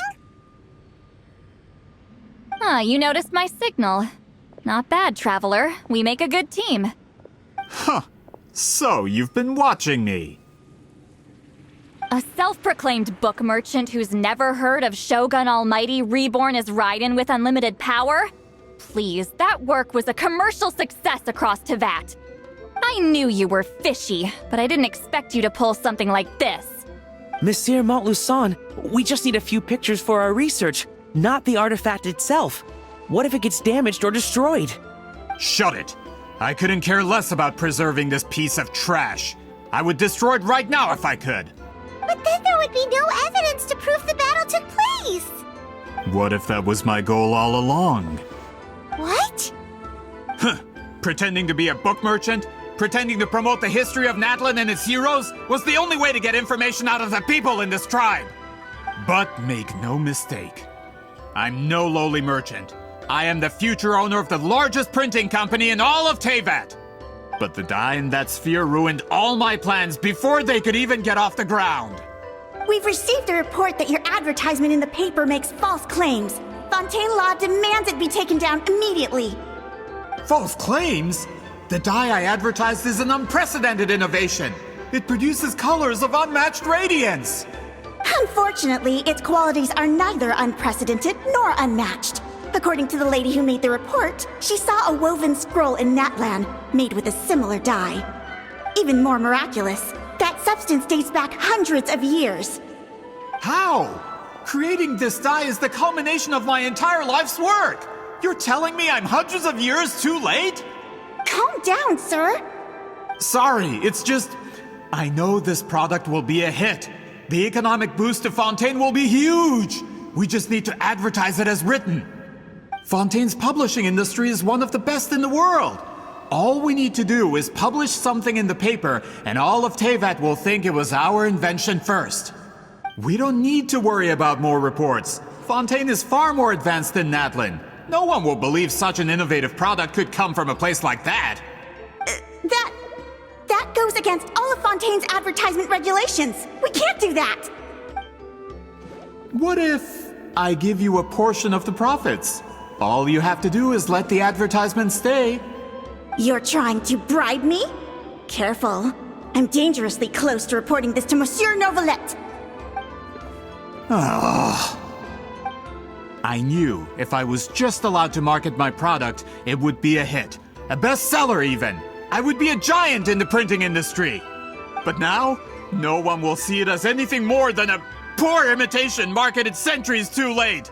No matter how good the product actually is, not a single one will sell. I will never accept that someone from this backwoods, ignorant nation could come up with that dye. Not 200 years before me. Even when the truth is right in front of you? Ha! Truth is in the eye of the beholder. I'm already in the printing industry. I can go into publishing, no problem. All I have to do is destroy this sphere, write a detailed report about my findings, and publish it around the world. Then, the so-called truth becomes your word against mine. Once my report is accepted as fact, no one can accuse me of making false claims. That's awful. What happened to restoring the truth of history? That plan hasn't changed. I will continue to spread my truth for all of Teyvat to see. Ah, you mean a hero of Natlan who's not actually from Natlan? And a great shaman who, according to rumor, abandoned her tribe long ago? From a practical perspective, there's no reason for either of you to stand against me. Shows what you know. Oh, since you like rumors so much, have you heard the one about what happens to people who get on my bad side? Ah, the wrath of Granny Itzley. Like I said, our interests aren't at odds. I knew from the beginning that you would accept my invitation, considering Huitzilin was your rival. You've lived longer than her, you're far stronger than her, and yet, she has always been more revered than you. Now, that can change. With the backing of the printing industry, I can take any book and send it to all four corners of Teyvat. This part of Natlan's history will be mine to tell. And in my version, I can erase the Battle of Seven Colors. You can be the one to have all the glory. That's not real history. That's a no then? Your history means nothing to me. But it's not allowed to stand in the way of my Mora. Done running your mouth? Good. Before handing you over to the tribe, I think I'll have my way with you first. If this comes to a fight, per my contract, you're gonna have to go through me. That's right. I didn't pay all that Mora for nothing. Wait, aren't you subordinates of the captain? Why are you helping someone who wants to erase Natlan's history? The captain. You actually bought that? United in the pursuit of Mora, we travel the land to collect debts. Our loyalty is to Regrader, his interests, and his wealth. Regrader? The captain means nothing to them. They serve a different harbinger altogether. Regrader! This man has the potential to become a giant in the printing industry and disrupt Fontaine's economic system. This aligns with Regrader's interests. It's all been a lie from the very beginning! I don't care who you serve. When it comes to punishment, I don't discriminate. Pay your dues. Let's ride! Light of the blazing sun! Too slow. Be free. Go. You're free now. Time to work. No excuse for slacking. Laline, Ismapa! Can't run from debt.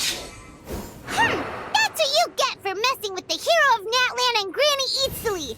They could give Regrader a run for his Mora. When did this person get so strong?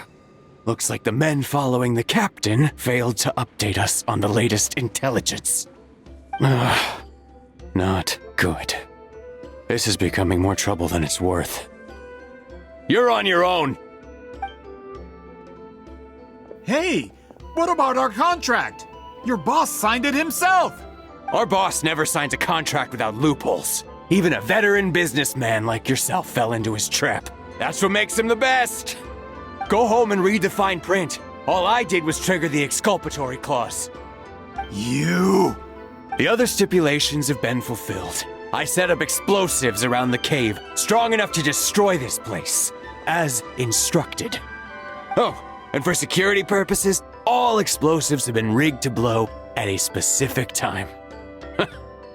Shouldn't be too long now.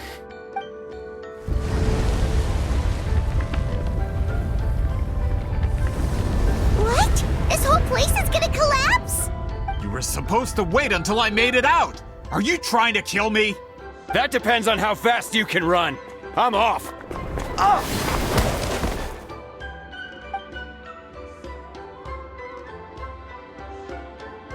You think you can just waltz out of here? Traveler, stop them, and then we'll make a break for it. If I'm caught, I implicate my boss. Time for the backup plan. Wait, don't!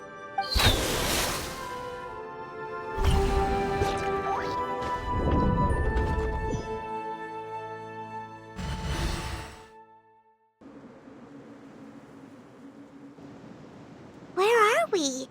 Back in the maze? Our surroundings look different, though. What did that Fatui guy do? Good point. She'll know how to get out of here. Let's hurry. If we don't make it out before the cave collapses, we might never be able to leave. Let's see. See, Lolly? Oh, looks like it's not gonna be that easy. What should we do? The special color? The one you saw in that woven scroll? Why would it appear around here? You're right. Lead the way, traveler.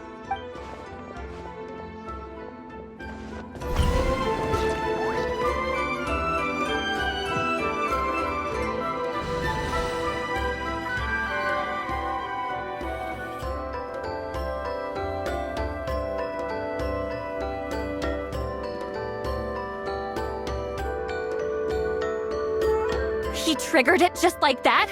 If the technique isn't activated correctly. Instead of a realm of memory, the subjects in question will be trapped in a temporary space like this. If you cannot escape in time, it's mutually assured destruction. But I can't fault someone for using it as a last resort. I knew it! Someone of your skill wouldn't leave behind memory fragments just to parrot instructions. You must have the capacity for conscious thought. I appreciate the compliment. It's been a long time, my friend. This is no time for a reunion. The cave outside is about to collapse. I know time flows differently in this place, but that still doesn't leave us much time. Can you help me get out? You misunderstand, Seatlali. I'm nothing more than a fragment of memory. There's not much I can do. What do you mean? This space can be manipulated, right? The exit of your maze. I remember its structure. If I create an exit here, I can leave. You just need to tell me how to manipulate this space.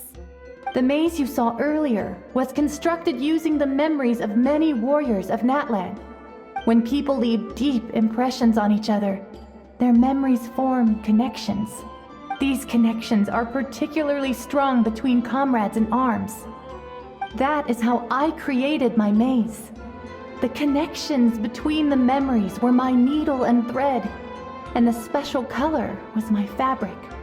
But if that color is crudely combined with an isolated memory, one without connections, you get a place like this. This space is a combination of my color and your memories. There is no way to alter or construct anything within it, because there are no connections at your disposal. Over 200 years, and not a single lasting connection. This is my punishment, huh? Well, at the very least, you have a connection to me. Otherwise, I wouldn't be able to appear in this space. That's only because you never gave me a moment's peace. Still, it's a shame you're not around. You said it yourself. A memory fragment can't be used to create the connections I need. Seatlali. But now that I have the chance to talk to you again, I need you to give me an answer. Your special technique. You didn't pass it on to your students. You passed it on to the rival you could never beat. Me. What I want to know is, why? So you figured it out. After what I saw in the maze and everything you just told me, I'm certain the technique at the center of all this is the same one you taught me all those years ago. But you never brought up the fact that you used it to win a battle.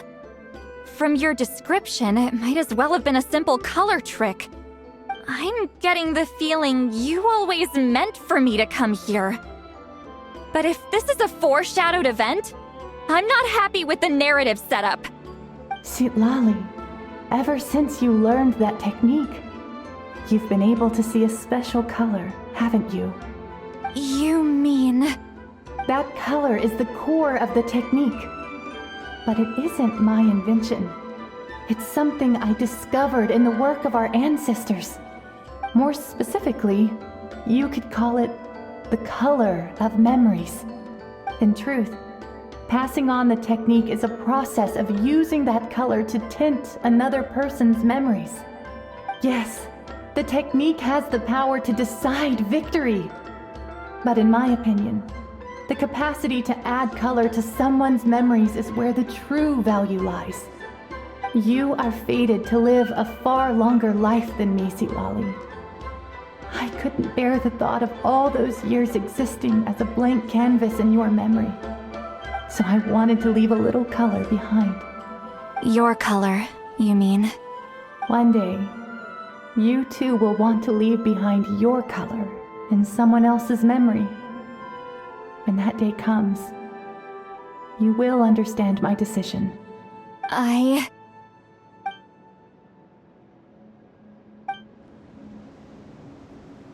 have to get out of here. That's the only way to rescue them.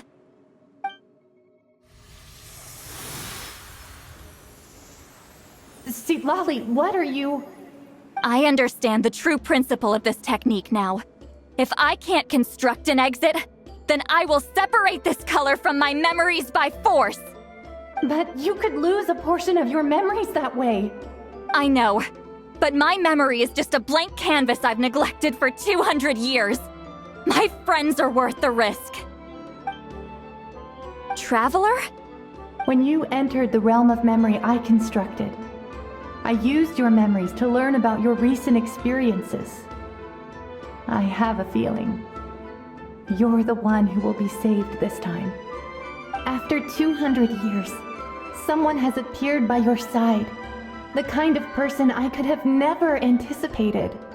The Night Kingdom harbors Natlan's memories, and the Traveler's connection to that realm is incredibly strong, surpassing even the shamans who worship the Lord of the Night.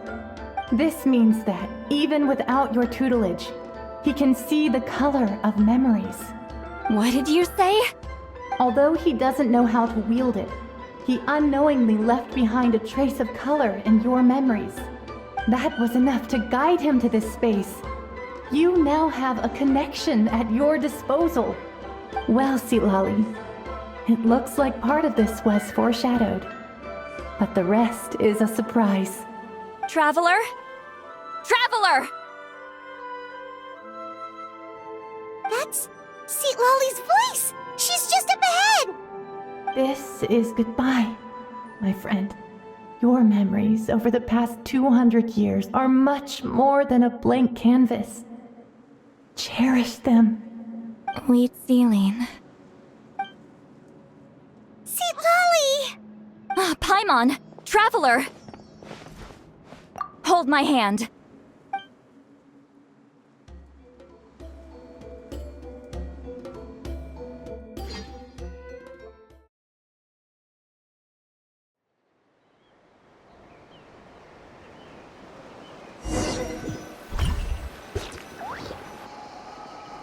Did we teleport out?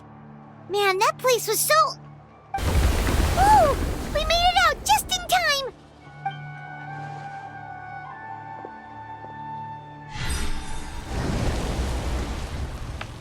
Wonder what happened to the Fatui guy and the others. He was most likely trapped inside that space, just like us. The external structures supporting that space would have collapsed with the ruin. Unless he managed to escape, he would have been crushed. He still preferred that to being caught, huh? They were standing a bit further away, right? They probably weren't pulled into the space. Maybe they already made a run for it. Hello? It's one of Malu Son's employees! Quick, restrain him! Oh, I can explain. I had no idea Malu-san was such a terrible person. I couldn't stop him from running, so I stayed behind and tried to find people to help rescue you. I'm so glad you managed to get out of there. Either way, the guards will take you back to the tribe. You'll be their problem. I understand. Anyway, I'm not here to harp on you. I just need to know one thing. Which way did he run? He went that way, but I'm not sure if you can catch up. That way? Unless he suddenly grows a pair of wings, I think we're okay. Traveler, Paimon, come with me.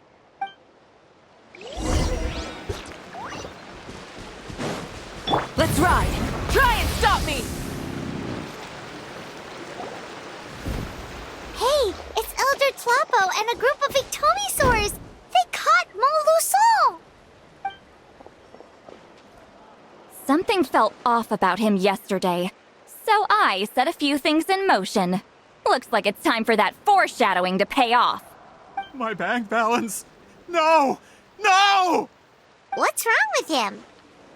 That's one of the tricks Claw uses to scare people. He makes people hallucinate the thing that scares them most. It's particularly effective on weak-minded people like him. Serves him right! I know, it was a lot to ask, making you come all the way out here during the day. Was that a declaration? Elder Tlapo didn't appoint us to a whole other task, did he? Forget about him for now. The Ictomisaurs will make sure Montluçon doesn't escape before the guards arrive. In the meantime, we have unfinished business, remember? Right, the special scroll. But the die is buried underneath a bunch of rubble now. Don't worry, Witziling's technique hasn't been lost at all. Come with me, I'll explain everything at my house. Oh, and Traveler? Everything you said about memory, I finally figured out my answer. I knew you'd want to tag along. Let's go.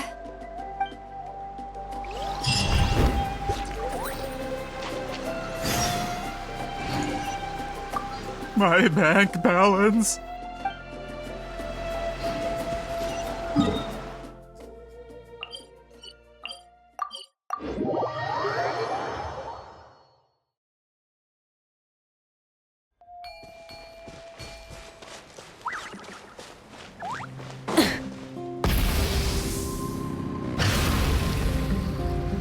Okay.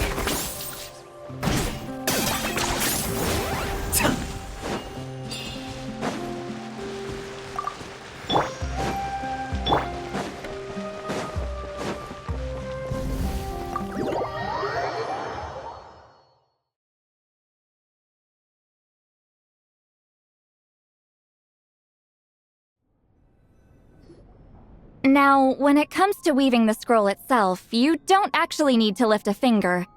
But if we're going to pass on Wheat Sealing's technique, your participation is critical. What are you saying, Sweet Lolly? Follow me.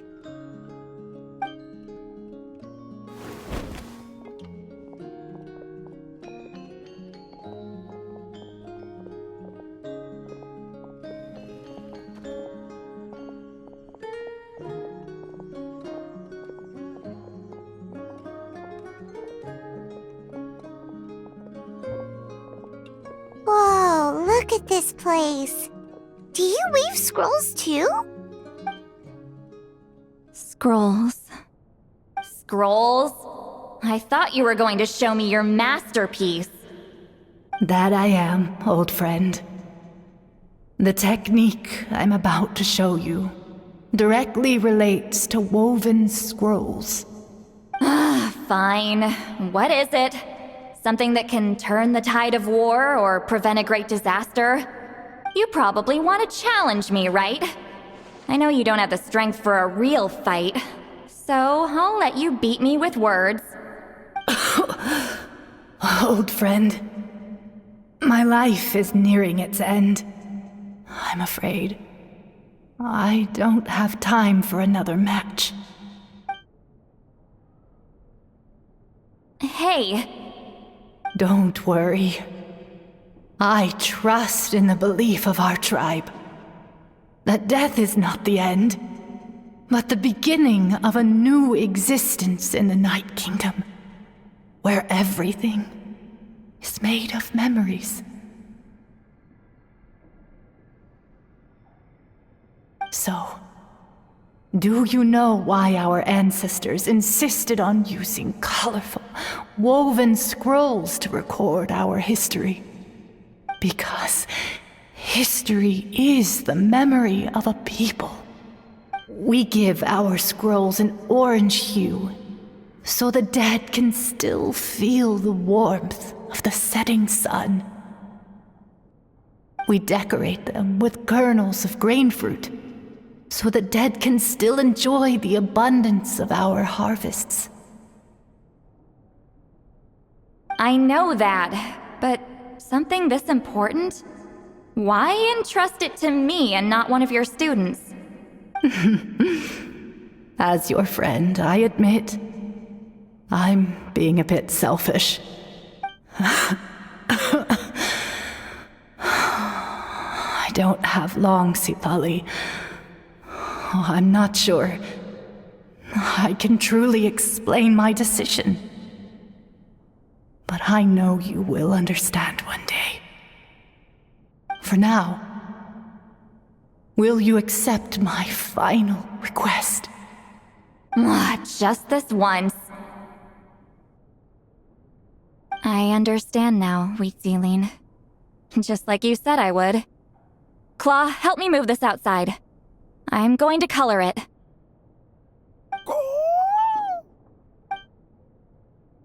Traveler, Paimon, come with me.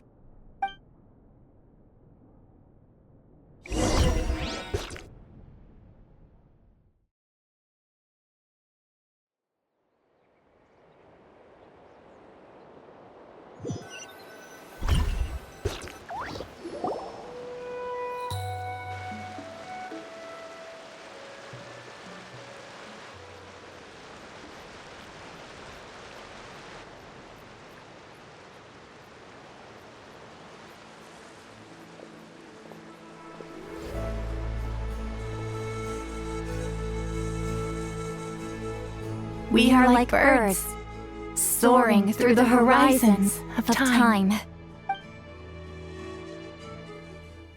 I linger between brushes of memory, seeking the color of my final journey.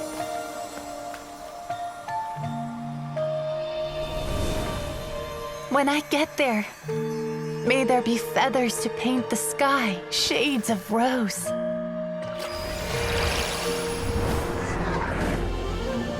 And fields of green to beckon adventurous souls. And azure oceans with which to sail into the unknown. And volcanoes too, where, despite the danger, hidden treasure waits to be found.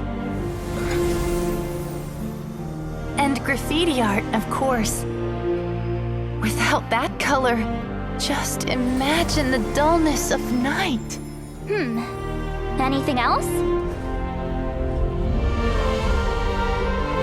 In the end, I hope everyone remembers my color too.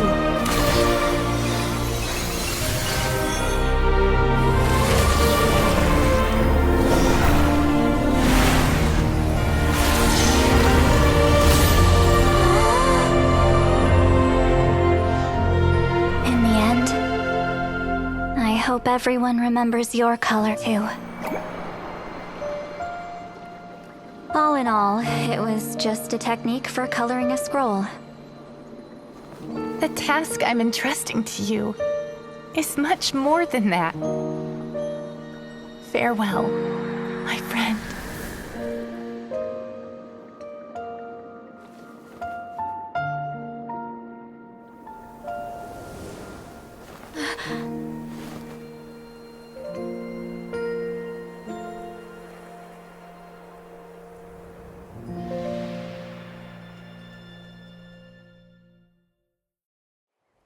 I knew you would understand. This is the special scroll. How did you know how to weave it, Seat Lolly? Hold on. You've lived for more than 200 years. You know how to weave the special scroll. That must mean you're the one behind the gifts from the spirits. Oh, well, it's not like I wanted to interact with the appointed. So whenever I delivered the scroll, I used illusions to confuse them. The fact that it turned into some kind of divine intervention is because no one was skilled enough to see through my tricks. You've carried the duty alone for all these years? Even if you don't like interacting with people, why not teach someone else how to do it? Traveler, you can see the special color, right? The essence of that color is memory. That means completing the special scroll is a process of searching for color within your memories. Passing the technique on to someone means sharing your memories with them. You need to leave traces of your color in their memory, and they must do the same. Even though I only confirmed that today, I've had suspicions for a long time. And, well, ever since Sweet Celine died, I haven't wanted to form that kind of connection with people. Oh, yeah. It was her final wish, so I kind of resigned myself to taking on the burden forever. After all, I have all the time in the world. But Claw never stopped appointing new candidates to weave the scroll, despite knowing exactly how I felt about the situation. I knew exactly what he was doing. And yeah, if I ever did share my memories with someone, I guess that person would be a friend. But it never got to that point. This time, though, you win, Claw. Take this. I guess it's my response to what you told me the other night. What is it? If I had to choose my color, it would be the color of this handkerchief. Countless people exist in my memories, and I know one day that will be my fate too. A memory living on in someone else's head. Since you have a long lifespan, you're the perfect candidate to bear this memory and carry my color in your mind. Just Keep it safe. And you better not forget my color when I'm gone. Whoa. It's a little early to talk about death, don't you think? It's only been a few seconds since we made the friendship official. Isn't that what friends are for? Okay, this is a serious commitment. Well, Seat Lolly, if the Traveler's going to leave their color in your mind too, it'll probably be gold, right? Actually, their mark is already there. Remember the mind reading effect I couldn't fix? Well, I finally got to the bottom of it. Sharing senses allows communication to occur between the consciousness of different people. Naturally, memories are also involved in that process. Although I didn't know it at the time, we both have the ability to see the color of memory, which means that when I shared my senses with you, a connection was created between our memories. And that connection is what caused my original spell to go haywire. So, you can hear the Traveler's thoughts because you left traces of color in each other's memories?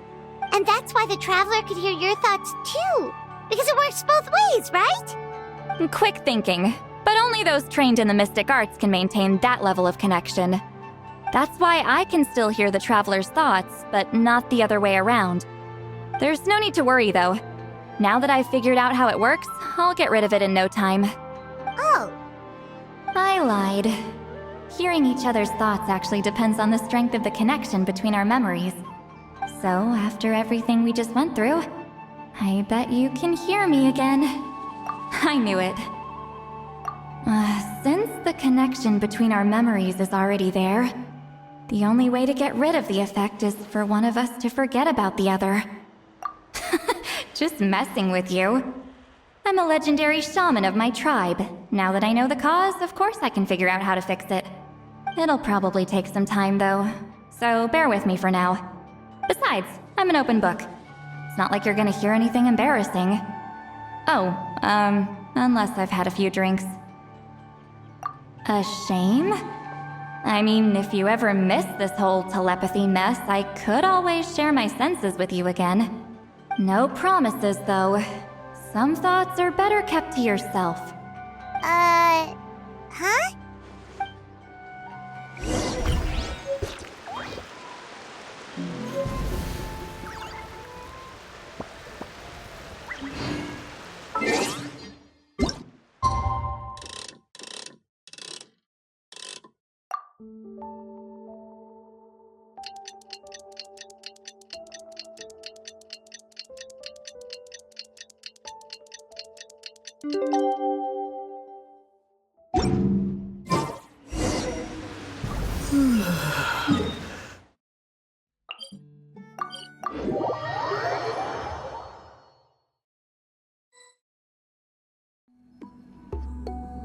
Ah, you did it?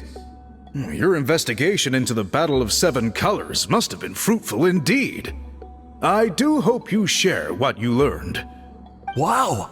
The scroll is finished already! Elder Talapo's wisdom is never wrong. Yeah, we should explain. Take it away, Traveler!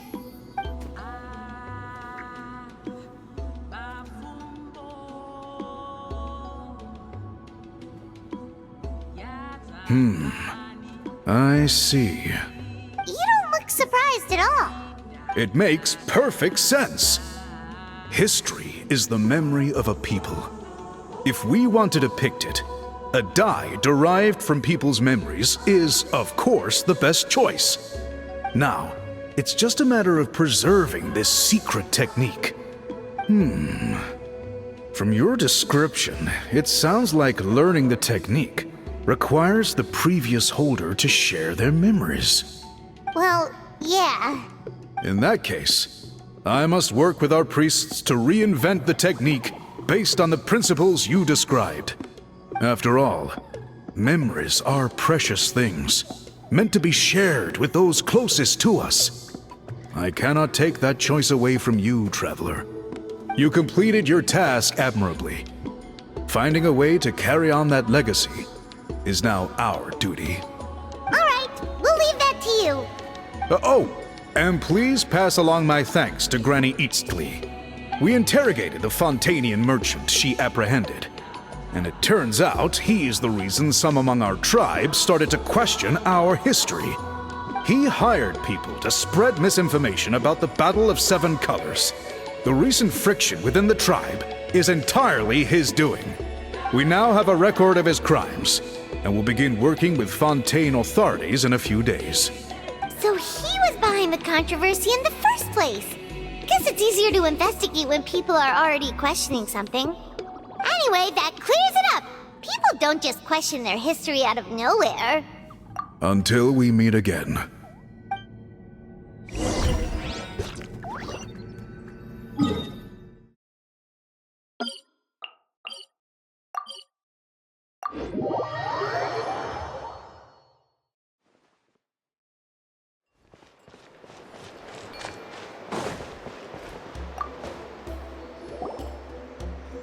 You told him everything, right? Yep, we left out the part about your contribution, but it kinda seemed like Chief Biram saw through us. You could have just said it was a gift from the spirits. I guess he is different from the previous chiefs. But if he figures out it was me all these years, I'm in for a world of trouble. There you are! I've been looking everywhere for you. Oh, it's the other Fontanian researcher. He wasn't taken away with his boss? Please, call me Allier. After questioning, the tribe absolved me of any serious wrongdoing, so here I am. I'll be heading back to Fontaine soon. No employer means no funding, after all. But I wanted to finish my investigation first. I'd like to ask some questions about Huitzilin. I want people outside of Natland to hear her story, but my understanding still has some holes. Questions? Huh! Why should I let an Outlander tell our stories? Don't misunderstand. I have no intention of twisting your history or using it to make a profit. It's just honest curiosity. I believe amazing stories deserve to be shared with the world. Culture thrives through dialogue and exchange. All right, you can ask your questions, but be quick. I have important plans after this. Important plans? Oh, thank you very much.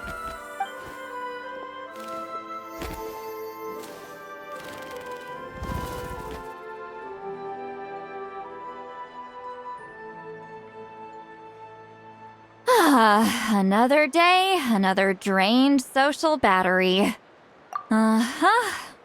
Hold on. You owe me a pair of books. Oh, that! When it comes to light novels, your memory is like a steel trap, huh? You're telling me. Yeah, it's not gonna be easy. You might need to go to Yai Publishing House in person. But I don't need them right away. Just don't forget, okay? Of course! We'll get them sent to you as soon as we can! Sent to me? Nuh-uh. I don't want a stranger knocking on my door when I'm hungover. Here, just take this. And this is? The key to my house. Don't bother knocking next time. You'll disturb my sleep.